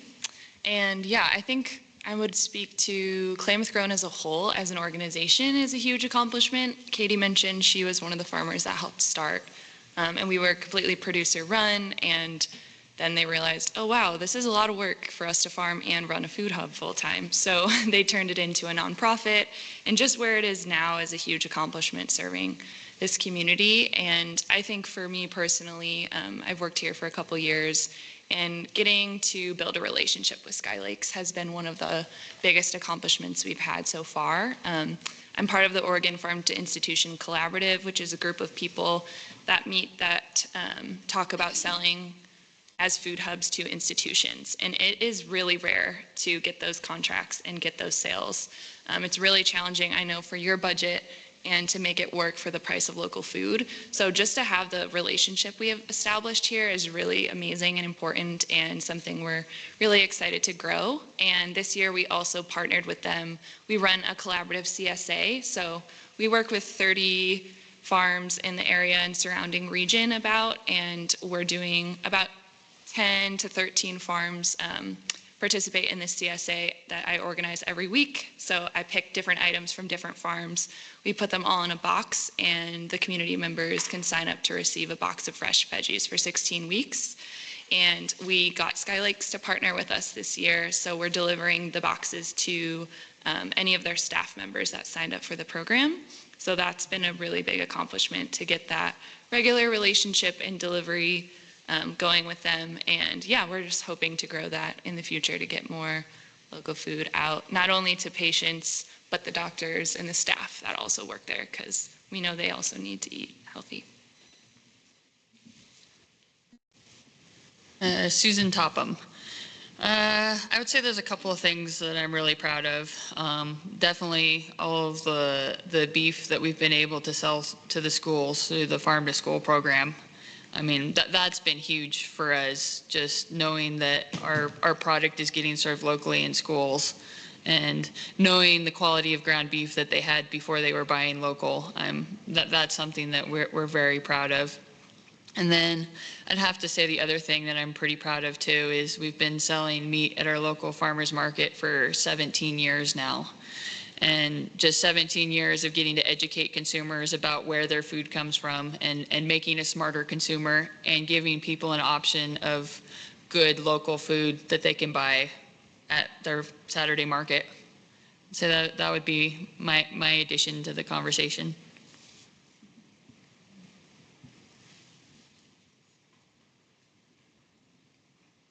Great. Amy Gilroy. Next question. Go ahead, Amy. So what are some of the hardest parts of the work you're doing? There's a lot that goes into selling to schools. So much oversight, and it makes it very hard. One of our biggest challenges is finding producers that are willing to sacrifice the time to not only meet our needs, but meet the regulations that come along with what we do. All proteins served in school have to be processed at a USDA facility. We no longer have one here in the Klamath Basin. We had one, they just recently shut down. We are currently racing against the clock to load pigs out of Lost River to get them sent to Eugene to get them processed, and that'll happen next week. We have steers that need to go in December that we need to find a processor that can actually process them for us. We do have a local meat company here that is working. I believe they received a USDA grant to become USDA certified. Have not quite finished that process yet, so hopefully by the end of the year, by the time our beef are ready, she's sitting behind me over here, she'll be up and operational for us. The USDA facilities is a huge problem for us. Also, not being on the I-5 corridor. Transportation is very limited around here. Getting product to us is very, very difficult. Klamath Grown has helped immensely with that. They have gone over several times to the Rogue Valley or driven up north to bring product back to us. And we spend weekends traveling. Keiko and I have gone to Cave Junction twice now to pick up jerky for National Beef Month to serve in our schools because we don't have transportation for it. We've sent our warehouse drivers up to Brownsville to pick up lamb that was raised by Lost River and Henley FFA chapters, but we needed a way to get it back to us. That's a huge problem. And of course, the big one that everybody has issues with is unpredictable funding, not knowing. With agriculture, there's nothing predictable. The weather changes every day. Animals get sick. They need all producers, whether it's a produce producer that needs at least 6 months lead time on what we need from them. Protein producers need about 18 months to hear, how many cattle do you need this year? And that's very hard to predict when we don't know the funding will be there when we pull it in 18 months. So that's a huge obstacle for us as well.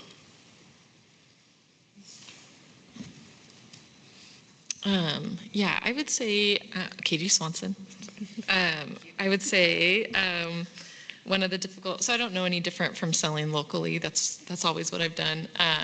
So I don't have anything to compare it to, but I think one of the most difficult things is having kind of that mid-scale institutional buyer. So if I could, I'll always have a diverse set of crops that I want to grow because that's important to me. But if I could focus in on a few crops to grow at a larger scale, I really, really would. And I have the ability to, but if I grew even a 1/4 acre of carrots right now, more than half of them would rot because I just don't have anywhere to sell them in large quantities within our community. And so basically I need commitment from institutions who need stable funding to say, if you grow that many carrots, I will buy them. And then I need kind of, I guess, resources to increase my capacity to do that. And so there has been some really good opportunities. Like Amy mentioned, I received that infrastructure grant, which helped me kind of meet the need of what the schools were asking of me. But it needs to be more consistent, and I need a few more mid-scale buyers. Yeah, so that would be really huge for me. I could really increase my efficiency a lot, and that would really help with that economic viability for my farm. And then I would just also say, again, as like a kind of direct market, small-scale farm, a lot of resources aren't geared towards farms like mine. It has gotten better, but I would say in general, like ag conversations typically they're not thinking about farms like mine. So there's a lot of kind of, I feel like I've been the guinea pig a lot. Sometimes I'm the first small farm to participate in this program and they don't know what to do with me, or, so kind of having to pave in front of me a little bit. It's been, it makes, farming's already hard. So it just kind of adds another layer of that. Yeah, that's it. Tanya Henderson. I would say the biggest challenge for us is cost. People don't typically think of a hospital as a place to get local food, but we're trying really hard, and partnerships has helped us significantly. But as a hospital, when it comes to food service, we're part of a large organization to help keep costs down. And so that includes many other hospitals within the state of Oregon and some from California and Idaho. But that allows us better pricing. And that's just really difficult to compete with a local farmer like Katie when we want to bring those in, and when we're facing reimbursement from Medicare and insurance that pays only so much for every meal inside the hospital. So that's a challenge that I'm not sure how to overcome, but that's the biggest challenge, I would say. Yeah, Delaney Ridey. Piggybacking off that, I would say cost for sure is the biggest barrier for our customers and everyone that we work with. So we can only try so hard to get the food to them, but if they can't afford it, it's that missing gap. And I think that's part of what Katie was mentioning too, is like, we would love, to get her food into more restaurants and more institutions around town, but a lot of them just kind of have the door closed immediately because they see the price. So really in this work, we can only succeed with support. I think the Farm to School grant funds, I'm part of that process as well, and I've seen how big it can impact communities and the kids that we work with, just because they have extra funds to purchase at a price that can still support the farm. So somewhere along that price that we see at the grocery store, someone isn't getting paid fairly and someone is getting cut something to make that price so low. So when we have prices on our market, we're really doing it to pay the farmers and pay everyone equitably in that supply chain. And people don't understand that, and that's really hard to communicate. And also, some people are just in the position where they just simply can't afford it. So we really depend on grants as an organization. And another thing that's challenging is, like, my position was a USDA funded FMPP grant that was frozen earlier this year, and just the uncertainty of those grant programs, that's basically how our nonprofit survives and operates, and how we serve the schools and other organizations. So kind of that uncertainty of funding to support these programs is really challenging, and not really knowing what the future holds for Klamath Grown is difficult at times. Susan Topham. Uncertainty of funding on the farm to school has definitely been a challenge for us. We're lucky in that we can scale up quickly and we can scale down quickly and just find another avenue to sell cattle. But it's very inconsistent knowing whether or not we're going to have any business with the schools. From year to year, we just have no idea. So that's definitely a challenge, because I don't know from year to year how I'm going to have to market those cattle. And then cold storage, both at our ranch and then in places where we're trying to market our beef, such as stores and that sort of places. Cold storage is actually a big problem. And then a problem that we had this year was actually trying to get cold transportation from the slaughterhouse in Springfield to the schools. It was actually really hard finding the companies that would transport beef and keep it frozen. Yeah, that was an unexpected challenge, and there's not a lot of companies that are doing that right now. That's going to be the biggest challenges, I'd say, on that end of it. I don't know what else I can think to add, but those are definitely the biggest as far as our meat business goes. More down on the ranch, high input costs, especially electricity to irrigate, is like the #1 challenge on the ranch. And that's ultimately the biggest problem for our cattle business as a whole is the electricity to irrigate is becoming our biggest input cost by far.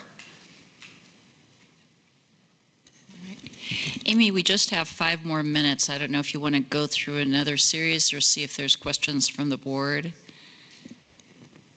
Yeah, Amy Gilroy, I think let's take some questions from the board if there are some, since we've only got a few minutes left. Okay.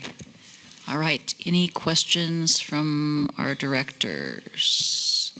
Yes, Director Orem. Eric Orem.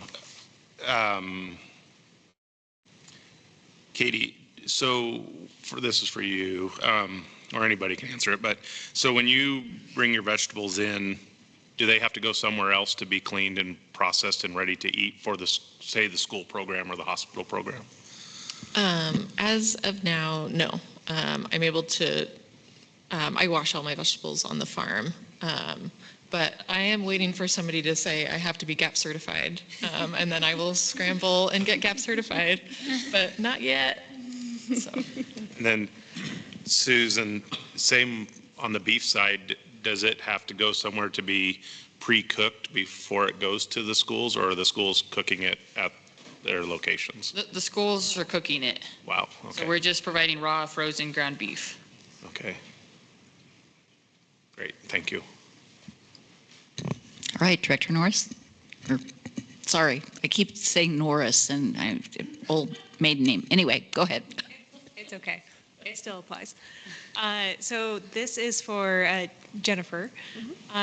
Do you have any advice for other communities? So you're fairly unique with your farm to school program. Any advice for other communities who would like to try to replicate it in any way? Our procedures aren't rocket science, but the hardest part is that producers need to understand that you won't make money off the school districts. You're lucky if you break even. A lot of the ground beef that we buy, specifically, we pay $3.50 a pound. And in today's market, you're losing money at that point. And what we need in our kitchens, it's very labor intensive for produce specifically to make sure to clean and triple wash like we need. We cannot encompass those costs, labor costs within our school budget. So that goes back to the farmer. Katie's very good. She triple washes everything before it makes it to us so that our cooks just have to make sure it's rinsed and served. You don't make money off the school districts. It's very, very difficult. Just to add off that too, it's interesting in Klamath, the dynamic, because Klamath County is like a really robust farm to school program. Klamath City schools aren't really buying much locally at all. So we have these 2 districts, and one is doing it really well and one is barely scratching the surface. And I truly believe it's the full-time staff at your 100%. at your school, because as the procurement hub lead, like I'm in contact with all of them, and trying to get food into the city schools is really, really difficult, and they just don't have the time, and they can't make enough time to implement these new policies and learn about preparing and storing and all the things that are needed for using local food, because they are getting it in raw product form, which a lot of the food these schools are getting is pre-cooked, pre-cut, pre-prepared.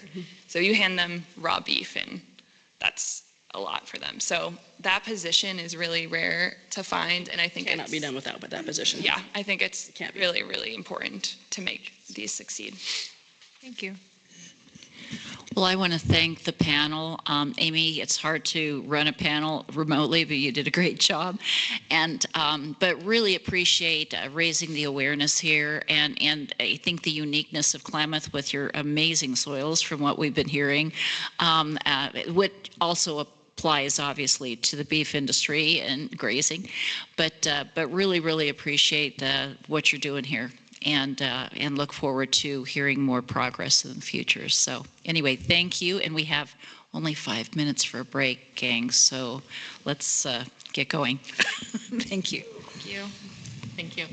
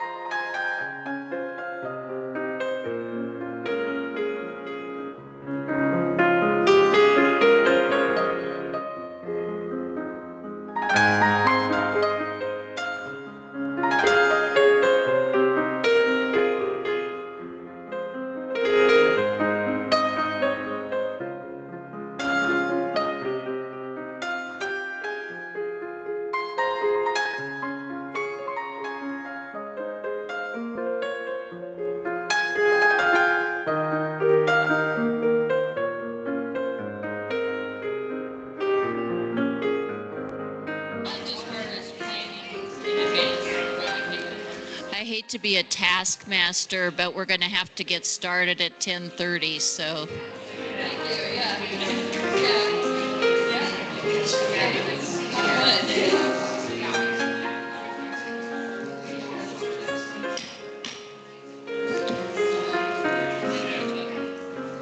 In order to stay on time, we're going to have to get started again.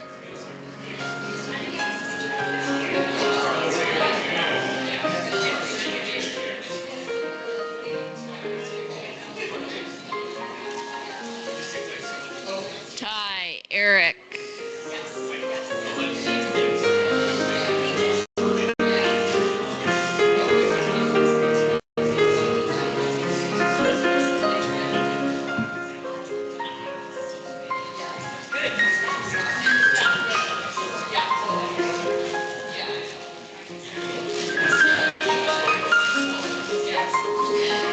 All right, we're going to get started.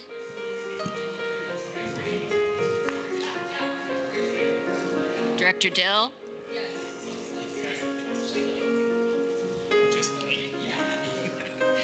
No, I had named a few others before, so you're not selective here. Hey, good morning. Yeah, sorry about that short break, but I think our conversation was pretty darn important to make sure we had enough time for things. So anyway, next on our agenda is discussing about the Klamath Basin restoration.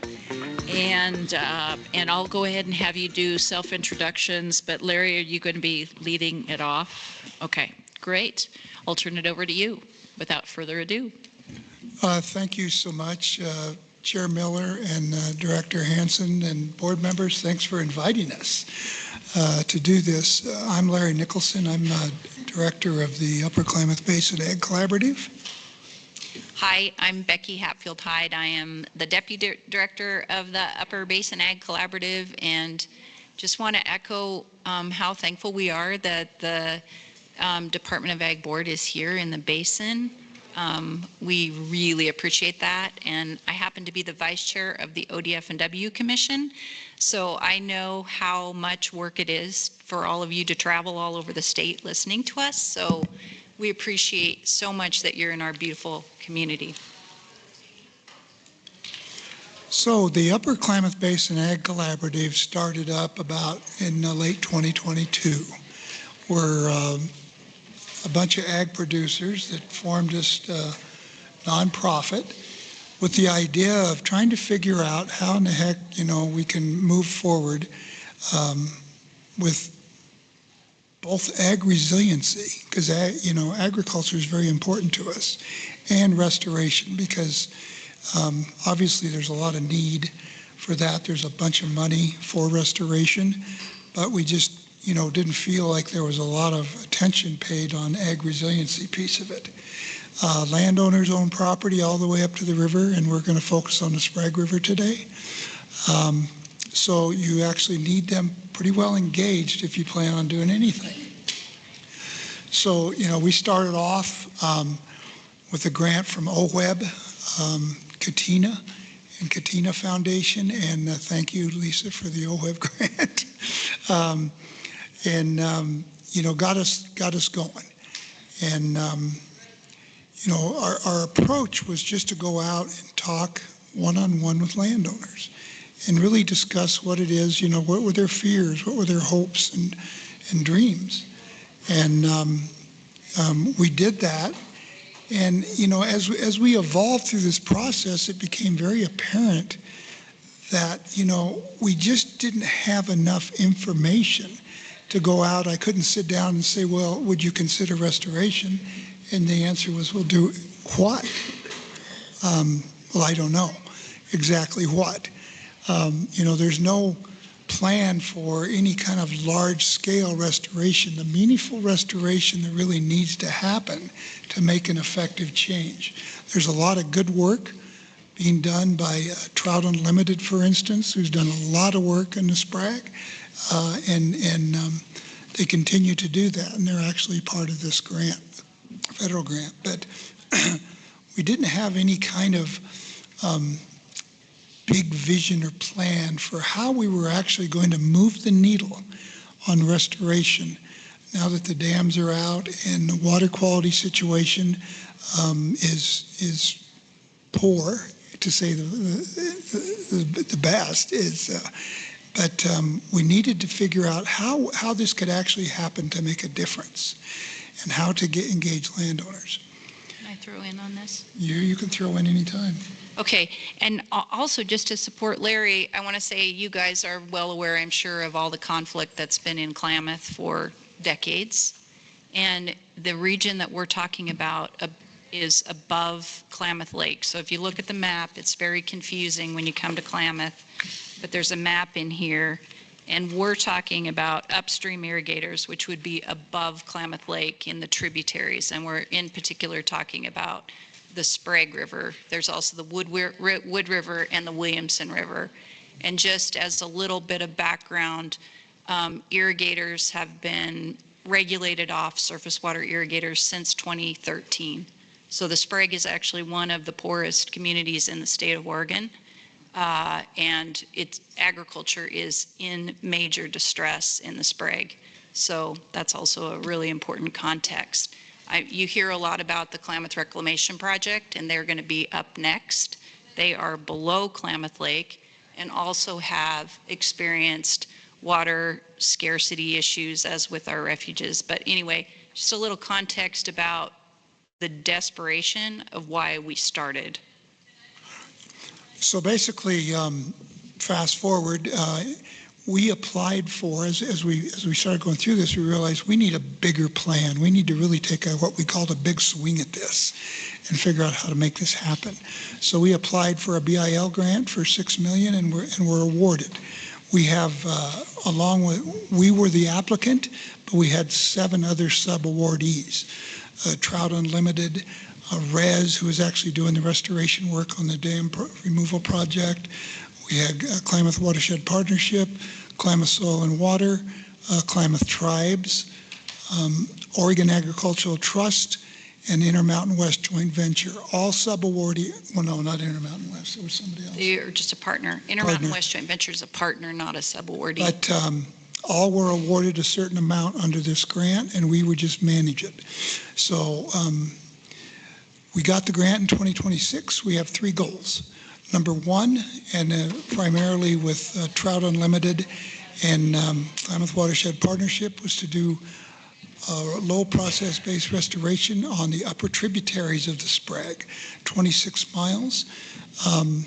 So far, they've completed over 14 and a half miles of the last year. They've probably done more so far this year, but that work is going great. They've had great success moving forward. Goal 2 was to actually come up with a concept design of the 80-mile stretch of the Sprague River on what it would take to actually restore that river. How can we improve water quality? How can we slow the river down because it's been channelized and diked to actually get the ground to absorb more water so we could actually benefit agriculture and fish at the same time. So we're in the process of that. Goal 3, and probably the most important one, was the ag resiliency piece of this. What kind of tools can we put together for landowners to help incentivize them to do this kind of work? And so we got the grant in June. Moving forward, goal 1, June of 24, last year, excuse me. So everything was moving along nicely. We met, RES was doing their work. We started at the upper end. Trout Unlimited was doing their work. Like I say, completed 14 and a half miles in the summer. And then we had met with all of our coalition partners on this ag resiliency piece and come up with a couple main tools that we were going to use. One was an NRCS RCPP that we would put together. And basically what an RCPP is, I don't know the acronym, what it means, but you basically take all the different tools that would be useful in the Sprague, for ag and put them into one box, so to speak. And then we would go out and it would be like it was a menu. Here's how you could benefit. We would manage that, simplify the process, and make it where we could help landowners out and engage in that process. The other one, and more substantial, and where the money came from, was conservation easements. But you say the word easement to landowners and they balk at it. So we come up with the concept of conservation leasing. And that is something that is done in other states. And that was a lot more palatable to landowners. So this leasing concept, conservation leases, we put together a contract and we were moving forward with that. And then our federal funds got shut off. So Say something really quick about the conservation lease. Yeah. Too. Yeah. So the other piece about the conservation lease concept, especially in Wyoming, they have really been able to stack programs at the federal level to offer conservation leasing to landowners, where you're able to stack FSA programs and NRCS programs. It's not something that we have allowed for us from the feds at this point in Oregon, but could be really important for us in the Sprague. And also, just a little teaser, these leases will need to be matched. And I know in Oregon, there's issues around the amount of funding available for both leasing and conservation easements.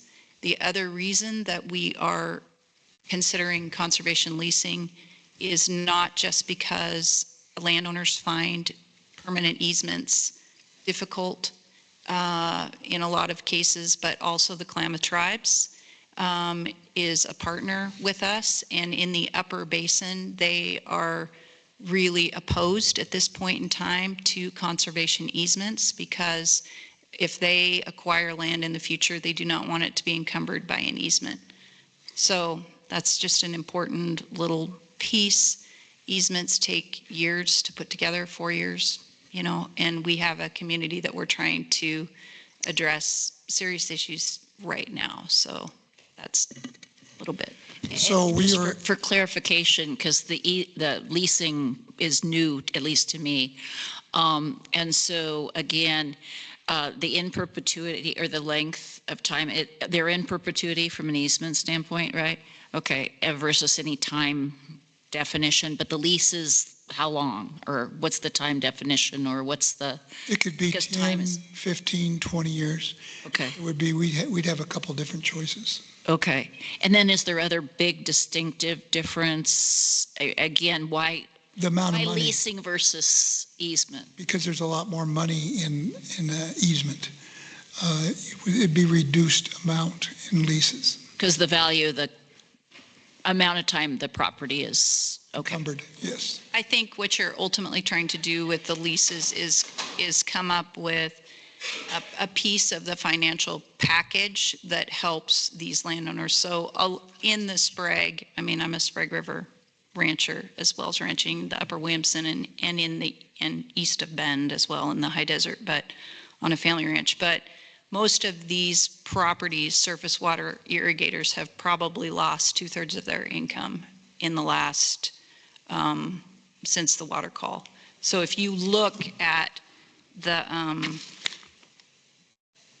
just the package we're trying to put together is trying to make up for those significant losses at a scale that is, it's 80 miles, the Sprague, right? 80 miles. So you have landowners that, we've got to create a solution for at this point in history, because they're just hanging on, barely. So you can't come to these landowners, knock on the door, and say, don't you care about suckers in Klamath Lake? Don't you care about anadromous fish that are potentially going to be in your back door because we've removed the dams? And I supported the dam removal as part of a package that did this restoration work, both above Klamath Lake, but also for agriculture in the Klamath Reclamation Project. So it's really important to not leave here thinking that things are all great. we have a huge gash through this community. So when we talk about the big problems that are happening around the need for continued restoration, we need to bring tools to the table that actually solve this problem for the landowners and not pretend like that's not part of what's going on. So, thank you. So like, you want me to finish up and then? Yeah, I'm sorry. Yes, I'm gonna try to get this wrapped up in less than 5 minutes, and then we'll leave time for questions. So the funds got shut off without notice in January of 25. And we didn't get notice until the end of May that we could start moving forward. Well, during that time, our subawardees had to plan ahead and were doing other things. So RES, particularly, they reassigned all their people who were doing the concept design work to other projects. So it's taken us a bit, to get things going again. But the other thing that was really problematic for us was, the funding for conservation leases is now questionable. Whether we can do that kind of thing. The capacity of NRCS has been reduced pretty dramatically. And so their ability to support an RCPP. So everything that we were trying to plan this where the concept design and then all the incentive packages was kind of come along together, it's been disconnected. So it is what it is. We're moving forward. And so we've decided, and what ended up becoming apparent, is we needed to quantify the benefits to landowners more than we were doing. And so we're looking at other tools, if you will, to actually quantify what kind of benefits do you actually get from an agriculture perspective by slowing the river down, getting the ground to absorb more water, improving the shallow groundwater table, potentially improving the deeper groundwater. Let's quantify that. And so what are the benefits to ag? And so there's some tools out there that do a very good job of that. Again, it costs money. And so right now we're kind of scrambling, trying to figure out how to secure additional funding for that kind of thing. And then really drilling down, what kind of popped up. We were trying to stay away from the water rights stuff so much, but inevitably, you start encroaching, you start spreading the river out, and now you've got water rights issues. So we had a brief on that. We hired an attorney to really take a good look from a restoration perspective. What kinds of things can we not do regarding restoration and not destroy the water rights of a landowner. So we're doing other things, to help compensate and figure this out. And that's where we're kind of at today. I think at this point, we thank you for giving us the opportunity to kind of give you a really brief update, but then also ask for your understanding and support for, the future of our project and being able to secure, support us in securing additional funding that we may need, looking to the state of Oregon for different, pots of money that we'll need to really see this thing through. So with that, you got anything else to add? Just would love questions. Yeah. All right, Director Hansen, we'll start with you. Thank you. Well, it's nice to meet both of you. You kind of have face to names from a long period of time of signing things. So you've talked a lot about conservation easements. Have you talked or do working lands easements when you're talking with farmers and ranchers help with changing that so that there's not just the focus on the conservation piece, but there's a focus on the value of the working lands part of it too and how they can come together? Yeah, I think we're not liking to use the word easement right now, just because, considering the Klamath tribes, who a lot of the Sprague was part of their former reservation. And as you well know, when you deal with issues in Klamath, the painful reality of solving problems long-term in Klamath is that we might try to think that it's going to be an all egg strategy at one moment, or it's going to be an all tribe strategy. It never will be. To get long-term resiliency in this place, we have to figure out paths that respect both. So conservation easements are not that palatable either to the ag community right now or the tribal community. So yes, we are working towards a working lands approach. That's what we're about. Larry and I are both ag producers in the Upper Basin. But we are going to have to bring significant tools that probably aren't even out there yet to compensate these landowners for the hole they're in. So with this restoration design, we are also trying to bring in and look at, if you reconnected the river to the floodplain, what is the impact on water rights? What is the impact on loss of grazing land or gain of grazing land, so that we can be really honest and transparent with the landowners about what we're actually doing.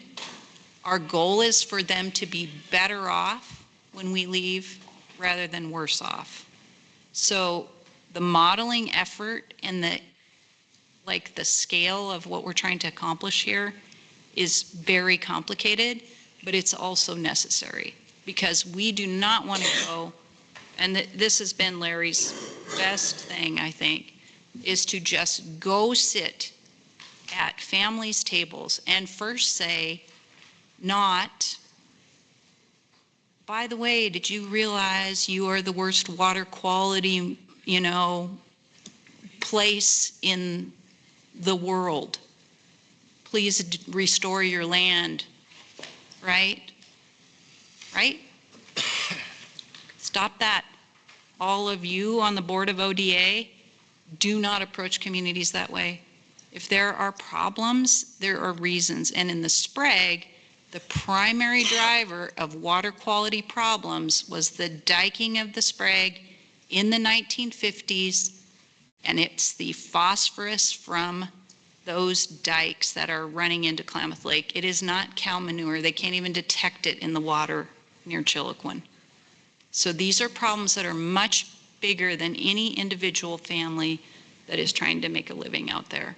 So when we don't approach these issues at the scale of the problem, we are playing games. So that's what we're trying to do, not play games.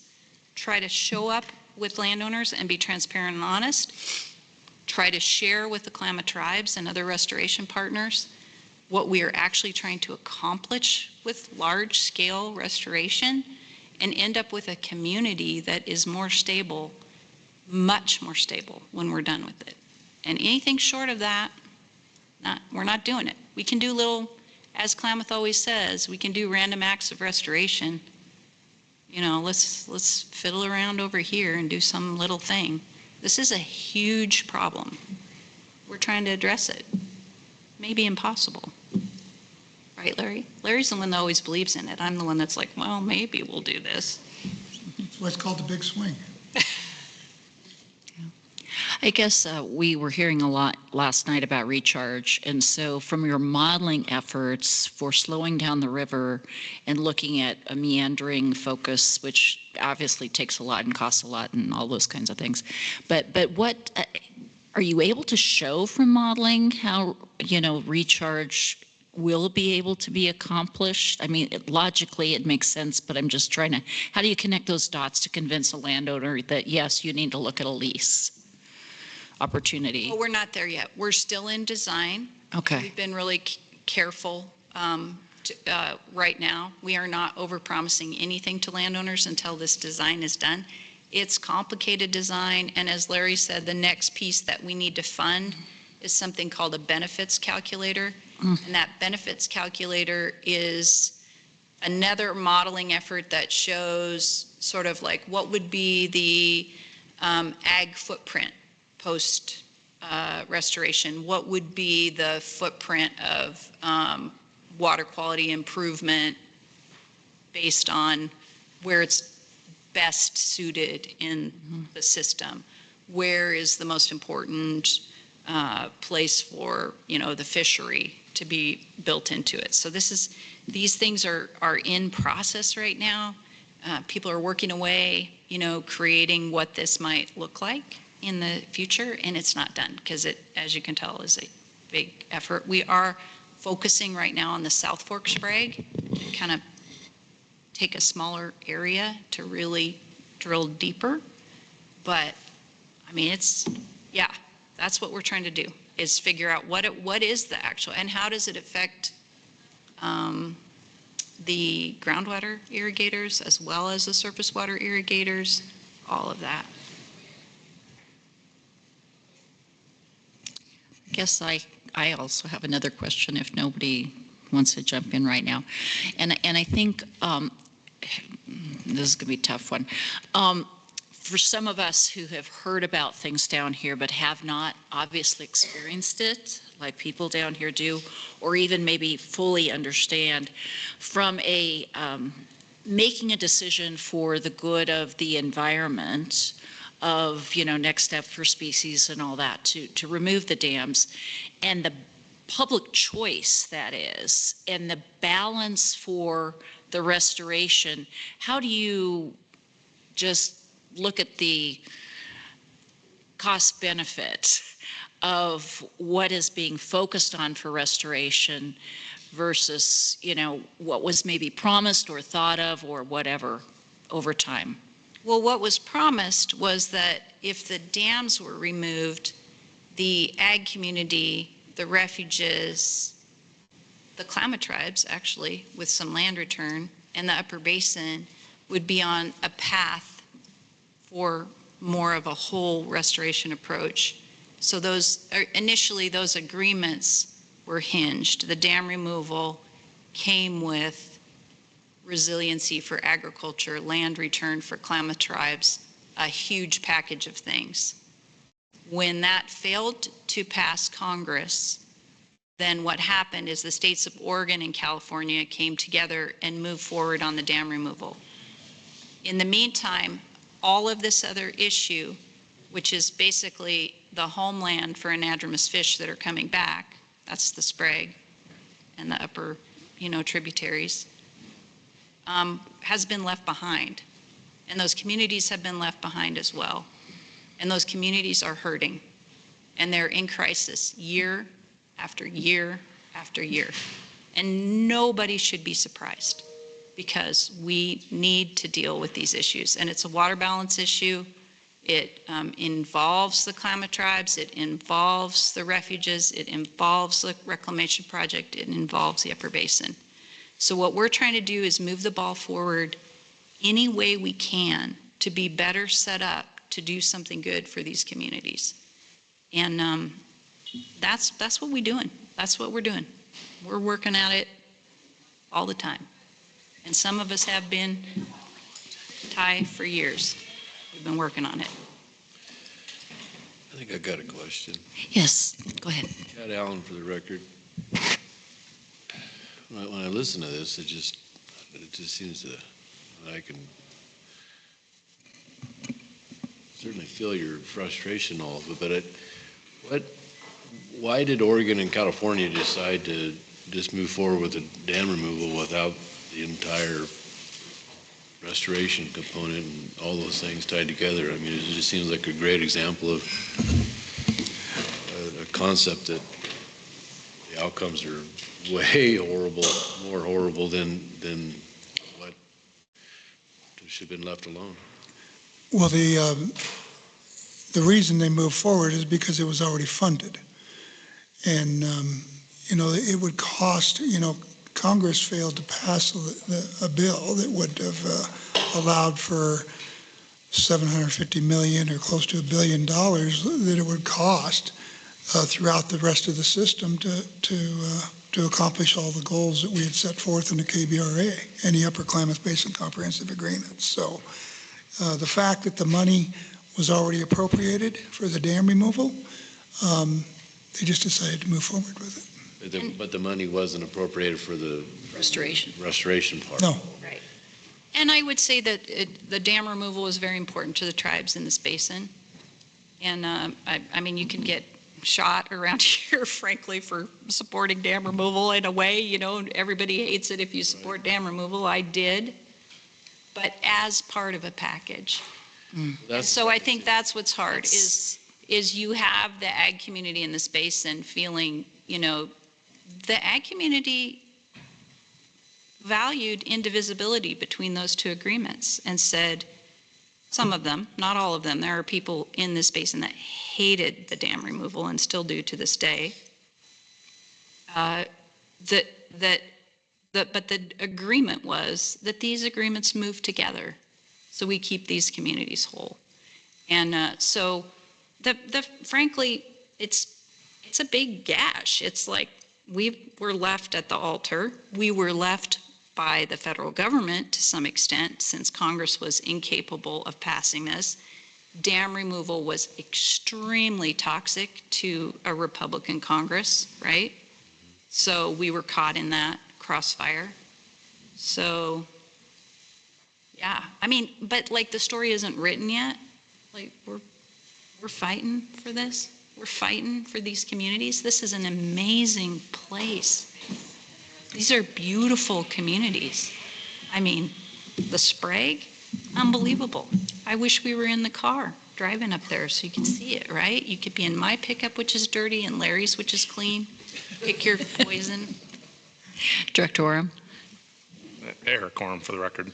So since the dam removal, has there been a positive increase in the fish and sucker, what the tribe was wanting out of it, or is the lack of restoration holding that back at this point too, to get to the upper Sprague? And There's been not much improvement in the sucker situation at all. And so, but obviously you've probably read, I mean, the salmon have already kind of bumped up, you know, all the way to Keno Dam. So they're coming, it appears. And so that's all I really know about that. But yeah. Yeah, suckers are in terrible shape. Suckers are going extinct. Right? Like, yeah. Well, I hate to be cutting us off, but it is time for us to move on. And thank the two of you very, very much for your service and what you're doing down here. And this was a wake-up call, at least for me, to candidly understand, you know, we want to look at move forward, positive, where are we going to go to make this better, but also to understand the balance of that decision in helping to motivate next steps in the right direction. So thank you for that. Thank you very much. Anything you can do. Thank you. Okay, now we'll have a chance to bring up Jean Souza is here. Jean, thank you. And is Elizabeth Nelson joining us as well? And there may be some, okay, great. So Jean, I'll have, since I don't have all the names of folks that are here, Jean, are you going to kind of take the lead to introduce everybody? I will. Okay, thank you very much. Appreciate that. Chair Miller, Director Hansen, Directors, thank you for the opportunity to speak with you today. I'm Gene Souza. I'm the Executive Director of Klamath Irrigation District. To my left is the Executive Director of Klamath Water Users Association, Elizabeth Nielsen. And to my right is the District Manager for Klamath Irrigation District, Jackson Sikorsky. A little bit about my history. My family is from the Klamath Basin. I've got thousands of years worth of family that have been in some of the area that we're going to talk about today, and the stories that I've grew up with, and the on-land experiences, and the family and agricultural demands on my family since the late 1800s are all based upon and heavy upon my shoulders upon returning home after being gone from 30 years of military service, leaving a very vibrant community in the late 1980s and coming home in 2019 to see what my community has turned into. In your packets, and I believe we have a presentation for you today, there's a packet that says Klamath, once the Everglades of the West. On that, I would turn your attention to our first chart, which is a picture of what my ancestors for thousands of years observed on Lower Klamath Lake and what brought my Sousa ancestors in the late 1800s to this area. Water, water, water. Marshlands, lakes, sloughs, marshlands all over the place. And where you have water, you have life. There's life throughout the Klamath Basin throughout millennia. And the birds that are in this picture, the large animals, allowed for peoples to sustain themselves. And in the Hot Creek area of the Hot Creek band of the Modoc tribe, where my family established themselves, there was abundance. It wasn't a nomadic experience. There was abundance in agriculture. There was abundance in game. There was abundance in birds and waterfowl and fish. In the next chart, which is chart number 3, we need to understand how Klamath was kind of developed geologically. And what I have on the chart, or on the top of this chart, is how did Klamath water create some of the nation's most fertile soils? And Samuel Dickinson, back in 1980, he was a University of Oregon geology professor, wrote several papers on an area of land and water called Lake Modoc. So about 10,000 years ago, this land that we're currently sitting on was underwater by about 100 feet. In that time period, the Cascade Mountains were exploding and depositing ash. This was about the time that Crater Lake or Mount Mazama blew its top, and the ash came down and deposited itself in these lake beds. And so as you drive around today in Klamath, you'll see very large deposits of what I call chalk rock. It's a white or brownish layer of sediment between basalt. That is ash that was once underwater and is now compressed. What does that do for our local hydrology and our groundwater? Well, that creates an impervious layer. So when water from precipitation comes in from the sky and hits our lake bed here, that water doesn't necessarily go into a ground table. It goes and hits that chalk rock layer, and then it has to slide off until it finds a way to get out. And some of the places that we're going to see today down in what was known at once as Modoc Lake, then referred to as Rhett Lake, and now known as Tule Lake, water that fell on the ground a quarter mile from Klamath River didn't go to the Klamath River. It made its way all the way down into Tule Lake. About 7,000 years ago, the Medicine Lake volcano complex cut off the exponent and the extraction of water that used to go down to the Pitt River. And that water now no longer goes south to the Pitt River. It was now found a way out after the the Medicine Lake Shield volcano blocked off that route. It is now going down into the Klamath River. When the climate changed, so did the amount of precipitation that was coming in, and that allowed water to be extracted and wear down the soils, down to basalt in an area called Keno. And the only real large lake body remaining of the former Lake Modoc is Upper Klamath Lake, which right now is about 100 square miles.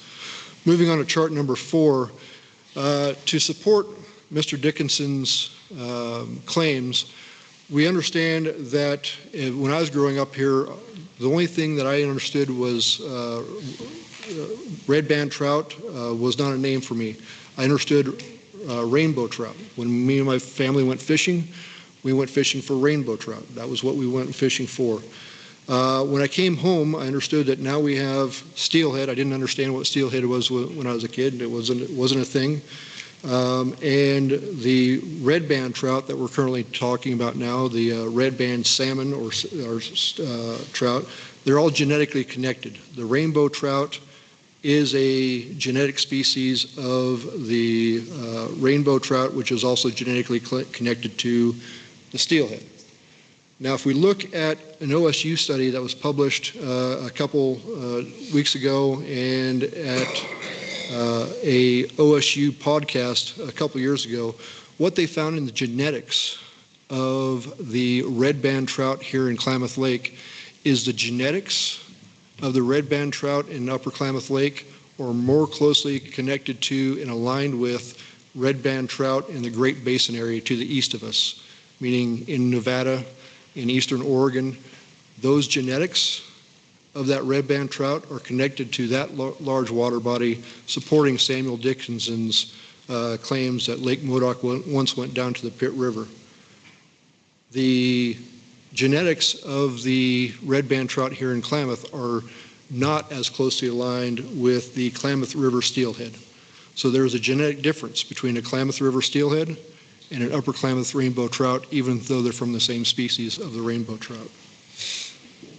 Moving on to chart number 5, we all know that climate change occurs and there are climate cycles, and that in the period of our record in our histories, we all know that things happen.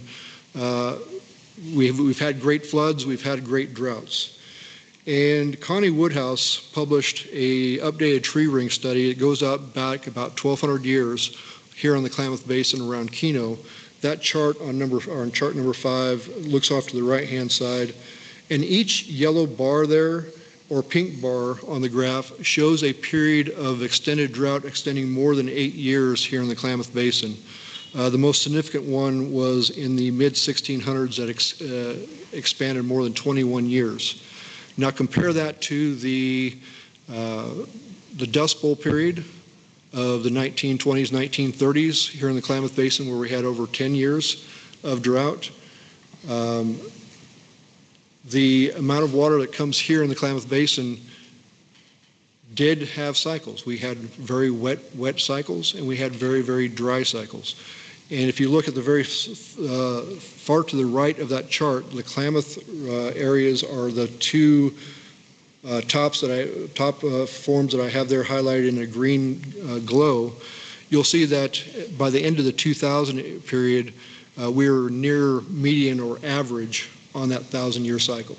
So on average in 2000, just shortly after the water was cut off in 2001, we were on an average water cycle for how much water is coming into this basin. Moving on to chart number 6, I'm not going to spend a lot of time here. You're all familiar with a water cycle where water collects, it evaporates, condenses, creates cloud cover, and then drops down in precipitation. But one of the key things here in the Klamath Basin is that the very large body of water that we had, the Everglades of the West, meant that we had a large amount of evaporation, a large amount of ET. That water would evaporate off those lower lakes, off those marshlands. It would condense, and then it would fall somewhere. If we go into chart number 7, we talk about where some of those lands are. So the former Lower Klamath Lake, the Tule Lake, you'll notice a very, very, very small clear lake, and the Upper Klamath Lake body there. In the right-hand side, or excuse me, the left-hand side, I show you that the Klamath, a river upside down as it's often referred to, where water not necessarily comes from the mountains, goes through reservoirs, and then down to be used into agricultural lands, urban areas, and then off to the ocean. In our particular case, the rain falls in the arid areas in our mountains. We do have natural lakes and natural areas that we have where that water collects, and then it rapidly makes its way to the ocean to more rural areas, more rural than us, in that there are not large communities and large agricultural production down below us on the Klamath River. Moving to chart number 8, I expand upon the water cycle and the Klamath River upside down in more detail. But what I really want to show you is where those clouds are, those gray clouds that are off the right-hand side. Mr. Nicholson and Ms. Hyde had just spoke about the Sprague River Valley and over towards the Lost River Valley. When that ET had occurred off of those natural water bodies back prior to 1900 for millennia, that water would then, the ET, the humidity that was in the area created a large amount of grasslands, but that water would also move and it would deposit itself back into the watershed. It wouldn't necessarily, all that water wouldn't just be consumed, right? It wouldn't just go somewhere else and drop somewhere else. A large amount of that water was deposited back into our own watershed, and allowed for its own circulation inside of our pieces here. If I move on to chart number 9, I had an AI model help me as I didn't have the time or resources to get a good weather model list to show me all the different things that could happen. So I put in all the information that I know from my TEK, my traditional ecological knowledge, the stuff that I know of and grew up here in the basin with, an understanding of how things occurred. And on the chart that I have here on number 9, under natural conditions, the summer evapotranspiration is estimated in this model between 340 to 570,000 acre feet would have evaporated off of those natural water bodies of just lower Klamath Lake, Tule Lake, and the Lost River Slough. Of that, about 15 to 25% of that water would be returned to our own watershed above Keno, meaning 51 to 143,000 acre feet of water would have returned to that watershed back in the area that we just heard about from Mr. Nicholson and Ms. Hyatt. That water would be deposited there with an average rainfall in the summertime between 1/4 to 3/4 of an inch over the summer. Now, I use a cutoff point of 1964 when most of the Klamath Reclamation Project was mostly developed through the year of 2000 when most regulation wasn't occurring. And although we see some decline or a significant amount of decline in the amount of ET that is occurring because of those reclaimed lakes and taking water off the marshlands, there still was a significant amount of water that was being returned. Between 23,000 to 45,000 acre feet of water was being returned to those upper baseline in the Sprague River and in the Sycan River. But that changed in 2001, and we now have a policy of dewatering the Klamath Reclamation Project and turning what was once known as the Everglades of the West into more of a desert. And so what we've seen in years like 2001 and the 3 years of 2020 through 2023, where very little water was returned to those former lakes and former marshlands, almost all rainfall stopped. And then what occurred after rainfall stopped in those areas? We had significant problems with fire, wildfire, the Bootleg Fire for one, the Jack Creek Fire, the Van Meter Fire, not too far from us, the 240 Fire. There was all types of fires that occurred because this water that naturally evaporated off of our lands was not being returned back up into the mountains and the watershed earlier that there was. What my idea is that there's a direct correlation between the lack of water, surface water being returned to these lands and the amount of evaporation that is occurring to repopulate these water bodies, and is incurring the problems that we're seeing in the Sprague River because those summer rains are not occurring. We're not seeing that water being returned back to the land, which is then drying up the forest, and we're creating numerous wildfires. If I go on chart number 10, this is a water supply guide diagram from the Bureau of Reclamation that is dated 1958. You'll see on the top of that chart the area that I've got a red dotted line that says Keno, and just above that is Klamath Falls. That is the area of the Klamath Reclamation Project. The blue area is the amount of water that's available that is able to go directly to the ocean without being diverted. The green area in that is what the amount of water that naturally evaporated off of these water bodies of lower Klamath Lake or for agricultural purposes. And over the period from 1900 to 2000, there was very little change in that amount of green water that either naturally evaporated or was returned back to farmland. And that water would then go also down into our groundwater recharge. But we'll also look at the amount of water that was there, about 1 million acre feet in 1958. And if we look at the amount of water that's still coming in today, on average, we're just shy of 1 million acre feet. So there's been very little change in the amount of water that's available to us. It's just how we're managing it. The next chart is chart number 11. Prior to development, Link River had a natural basalt dam that managed the elevations of Upper Klamath Lake. And in the photograph here, you can see the natural basalt reef that was measured by J.C. Boyle at 4,138.37.8 feet in 1921 before the Link River Dam was constructed. You can see the rocks in that structure right there. We're going to talk about this later today on the tour, so I'm not going to spend a whole lot of time on it. But you'll see that when this picture occurred, I've got a red arrow on the bottom right-hand side over there showing that we're going into a D2 period in late September, early October, and that was the elevation of Upper Klamath Lake in September, around 4137.8 plus about 6 inches, as best I can tell. I'm going to skip through a bunch of these other photographs. We'll talk about these on the tour later today. What I'd like to bring your attention to is chart number 17. Our current regulation from the action that the federal agency has us under right now, a minimum of 427,000 acre-feet of water must be sent to the Klamath River for various purposes each and every year, and that is the driest year on record that has ever occurred. So if we achieve another 1931, 427,000 acre-feet of water must go down the Klamath River from Upper Klamath Lake.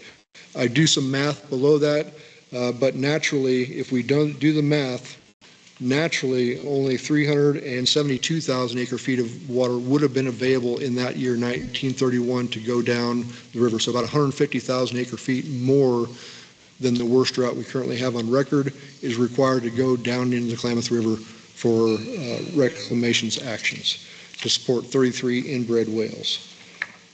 The last chart I will put on for today before we go into other presentations and questions is chart number 18. The Link River Dam, one of the 2 remaining dams on the Klamath River, it allows us to control the storage of some of that lost water. So those water bodies that I have circled and mentioned before on Lower Klamath Lake on this chart is labeled number 1. At a minimum, 257,000 acre-feet of water evaporated off of that water body each and every year, regardless of how warm it was or how cool it was or how much water came in the system. That amount of water evaporated and helped keep our system hydrated. We also rediverted the Lost River. Lost River was never naturally connected to the Klamath River after Lake Modoc went down. We now add water to the Klamath River from the Lost River for flood control purposes. On average, that's between 80 to 100,000 acre-feet we add to the Klamath River. The other significant change was the modification and diking of what we call the Lost River Slough. In the springtime, water would come down in volumes, and if Upper Klamath Lake raised 12 inches, about this much, water would start flowing into the Lost River Slough and lost to the Klamath River going into the Two Lake Basin. It is reclamation modeled that to be about 1,200 cubic feet per second, which is about the water that we're going to see going through Link River Dam today, going into and away from the Klamath River. In total, we can say that there's 350,000 acre-feet at a minimum that was never available to the Klamath River below Keno. And amazingly enough, 350,000 acre-feet of water is what we could use to keep the Klamath Reclamation Project healthy, to return our local climate to somewhat of what it used to be when my ancestors were managing this land and the resources, and we could see some benefits in our upper basin by having some of that ET returned as rainfall in the summertime. And with that, I'll pause. We do need to do a bit of a time check here. I think we've got 7 minutes left before we have public comment, and we have to start public comment right at 11:30. So I'd like to ask, we'll have public comment. It may not last the full amount of time. Can you guys stick around? Because we'll just go ahead with public comment and then come back to you. But we can go up to 11:30. Okay. So, okay. And I'll make mine quick. I sort of snuck in on Jean's presentation this morning. And so good morning, board members. My name is Elizabeth Nielsen. I'm the executive director for Klamath Water Users Association, and wanted to take a little bit of time this morning to introduce myself to all of you. I started in the position in April. Prior to that, I was with Siskiyou County on the California side of things. Left there as a deputy county administrator and still live down in Siskiyou County in the Shasta Valley. My husband and I have a cattle ranch down there.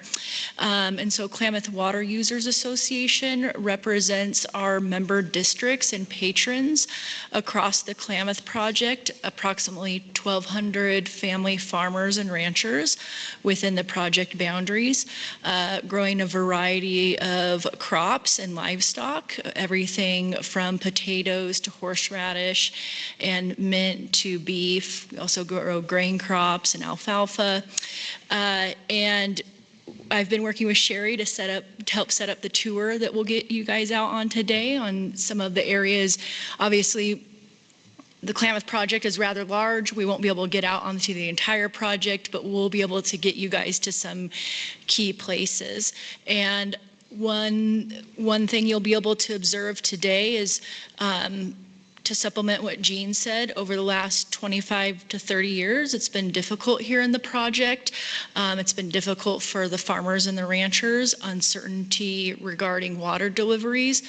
This year, there was water deliveries to meet the needs of the project, and that was thanks largely to Mother Nature. We had a really good winter, and quite honestly, we've had a few storms throughout the year, and you're going to see that we have an irrigated project this year. That hasn't always been the case over the last 25 years or so. There are some exciting developments within the project. Under the current Trump administration, there's been a new legal analysis for the Klamath project to prioritize what the project was developed for and what the infrastructure is in place for, which is to meet contractual obligations for irrigators in the project. There's still a lot of work to do to bring that to a reality, into a plan of how the project is operated, but it's a good start. It brings the order back to what the project was originally developed for. With that, I'm excited to get you guys out on the ground, and I'm happy to answer any questions and dive further into conversation, but understanding the time constraints, I'll leave it at that for right now. Thanks. Okay. Was there more presentation? We have 3 minutes until public comment, and I'd like you just to stay up there if you would. And do we have? I haven't. Oh, we don't. Good. That was. Okay. Anybody else in the audience that may at 11:30, because there's no one online that has signed up, correct? Okay. Let's keep going. Well, I went through the presentation, and I would like to just, if you have questions or comments or anything that you would like me to expand upon, I'm willing to do that, or we can do that further on the tour. Any questions or comments? This was a lot to go through very, very quickly. Would you mind just doing just a quick summary again of key points prior to tour of what we need to be looking at, thinking about, et cetera, to just prepare us for that? Because, I mean, literally, great info, but it was like, wow, drinking from a, fire hydrant. So, and we wish there was that kind of water, but anyway, I won't go there. So I would say that on our tour, look at some of the geography that is around here. Understand that our basin is very flat. From Upper Klamath Lake, we take water from Klamath Irrigation District, direct line, about 47 miles before we deposit it into Modoc County, California for Two Lake Irrigation District to move around. Of that 47 miles, we only have 46 feet of drop. Most of that drop is in 2 locations. One is at our hydropower plant. We have an 1,100 kilowatt hydropower plant near our headquarters, 9 miles from here. And we also have about a 16-foot drop about a mile south of that. So pushing water from Upper Klamath Lake down into California takes some time. When a irrigator makes a water call or an order, if we are running our system as it was run prior to 2000, the average amount of time it takes to get water from point A to point B is about 72 hours. If we are operating like we operated from 2020 through 2023, where I have limited amount of water that is available, that means that I'm looking at 160 plus hours for a drop of water that I take out of Upper Klamath Lake to get to a farmer. What does that mean for agricultural purposes? If I have a ditch break, if I have a power source, power goes out, Pacific Corps decides to cut off farmers' pumps, that means that water is going by that I've taken from Upper Klamath Lake that's in limited supply because it's been allocated to go other places, and that water is no longer available for that farmer. Now, I will say you may have read that the Klamath Reclamation Project is between 93 to 98% efficient, and that is true. We recirculate drops of water all over this project, sometimes 6, 7, 8 times. However, my district, the gorilla of the project, the oldest piece that was developed in 1880s, it is about 62% efficient, and it was designed to spill water into the former Tule Lake. So now we spill water onto Tule Lake Irrigation District. If the folks in the communities are asking us to be more efficient with our water, as a project, it's really hard for us to be more efficient with the amount of water that we have. But Klamath Irrigation District is listening to that and listening to those requirements, and we're investing millions of dollars through PL 566, Farmers Conservation Alliance, into piping projects to make our little piece of the system more efficient. But as we get into how do we make our system better, as Larry and Ms. Hyde said earlier, the water quality is an issue. If we want to have salmonoids at our back door, if that is what we are really putting our resources towards, salmonoids need a different water quality than what we have currently right here. And how do we change the water quality? Well, the kidney of the Klamath Basin used to be Lower Klamath Lake. Water would go down into that kidney. The plants, the tules, the animals that were down there, they would absorb a lot of that phosphorus. And when water would quit flowing out of Upper Klamath Lake in July and August, water from Lower Klamath Lake would supplement that and provide some different water quality that was going back into the Klamath River below Keno. We have eliminated that kidney, and when we've taken Klamath agriculture out of the commodity and taken that water away from our agricultural producers, so that water could absorb all that, or that farmers could absorb all that phosphorus, and then we could return that water to the Klamath River in a different state, in a better state than what we found it. We have opportunities, and we're working with numerous partners to find ways where we can continue to replicate nature, to allow water to go on farmlands, for that water to be cleaned up and absorb that nitrogen and that phosphorus, and then return that water, what we call a flow-through concept, back into the Klamath River into a better water quality and better state than where it is currently at in Upper Klamath Lake on how we develop it. So as you drive around today and as we get to different places, understand that we're going to be on former lake beds. Where you're going to be standing would have been either underwater or at least chest deep in water in some areas. And if we're in a year like we are right now, the water that we would be seeing over the Link River would be more like the pictures that are in your packet. Thank you. That's a good prep. And I had one other question. You had talked about, we've been talking about recharge for groundwater, but you had talked about, if I understood correctly, Crater Lake ash impervious layer. So how will the reclamation slowing the river down help the? So there are breaks in the fault line. So the fault lines as they are there throughout the Klamath Basin, and there are certain areas that the lands didn't allow that chalk rock to move around. There are areas where we can get that water back into circulation. And the closer we get to Tule Lake, the more and deeper the sand and deposit is. And so we're not going to make it to California today. We're not going to make it into Tule Lake area. But I don't know if you've been able to stand on a former lake bed that is saturated and have an 18-wheeler truck loaded through onions go by you, and it feels like a rolling wave, like an earthquake going by. That's what Tule Lake and actually Caldona is like when it's harvest time, when it's wet and the soils are saturated. That soil moves. Since we've dried everything out, Lost River High School is sunk. The lands no longer undulate under the weight of an 18-wheeler truck, and the lower Klamath, or excuse me, the Tule Lake wildlife refuges, the sumps, the dikes that keep the water in those wildlife refuges, has subsided, and now we can't keep as much water into those sumps for wildlife purposes because we've extracted all that water from that former lake bed.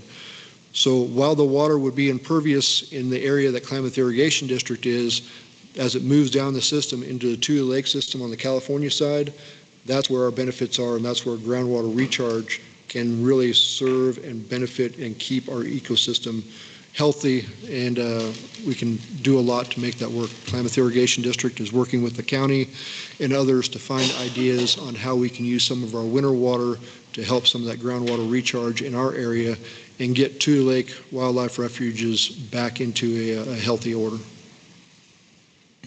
Great. Yes, Director Hansen. So can you help reconcile something for me? I'm trying to get this picture in my head of what's happening. So we had the presentation on the Upper Klamath, and we know that we have water quality issues coming in from the Tribs into the Upper Klamath. Then your project is below that, correct? Correct. So we've got, I mean, there's a series of things that are happening here that are separate but connected. Absolutely. Is that right? Everything's connected. Because of the suckerfish in the Upper Klamath, that's the phosphorus issue, is that correct? That is not necessarily what the science is saying. There's an ammonia problem in Upper Klamath Lake that may be an issue for juveniles suckers. Now, I will say that we have various species of suckers. 2 of them are endangered. The one that we are most concerned about going extinct in a very regional area is called the Lost River sucker, and there's a group that's called the lakeshore spawners in Upper Klamath Lake. That population in that particular species lives for about 30 years, and it hasn't been able to reproduce its young over and over again since 1992, the last time we were able to draw Upper Klamath Lake down to its natural historic reef elevation of 4137.8. We haven't done that since 1992, and amazingly enough, those juvenile suckers have not recruited and created more of their offspring in the lake since 1992 in any numbers. Now, there's a presentation of a number of scientists that we're working with that says anywhere but here, and these particular species do well in Tule Lake, they do well in Lower Klamath Lake, they do well in Clear Lake, they do well in Gerber Lake. So we're not going to lose the species. The species are going to be there as long as we can keep water in these sumps, in the Tule Lake sumps, in Lower Klamath Lake, in Clear Lake, in Gerber. We're going to keep the species around, but the small group that is spawning in Upper Klamath Lake, they are 33 years old, and those numbers are rapidly declining. But nitrate more than... So ammonia seems to be the one factor of all the things that we've looked at in the science. Ammonia seems to be the one thing that these fish, they're a very resilient fish. You can take the water or the dissolved oxygen out of the water. They've done this at the University of Oregon, or excuse me, Oregon State University. They've subjected these fish to all types of tests. And you can take the oxygen out of the water to, if I recall correctly, about a 0.1 or maybe it's 0.01. They'll lie over like they're dead. You bring the oxygen back and they'll say, oh, why? We're back at it again. The fish come back once you bring the oxygen level back up. So they evolved and they are very resilient and they are part of this ecosystem and they are adapted to live here in this water quality.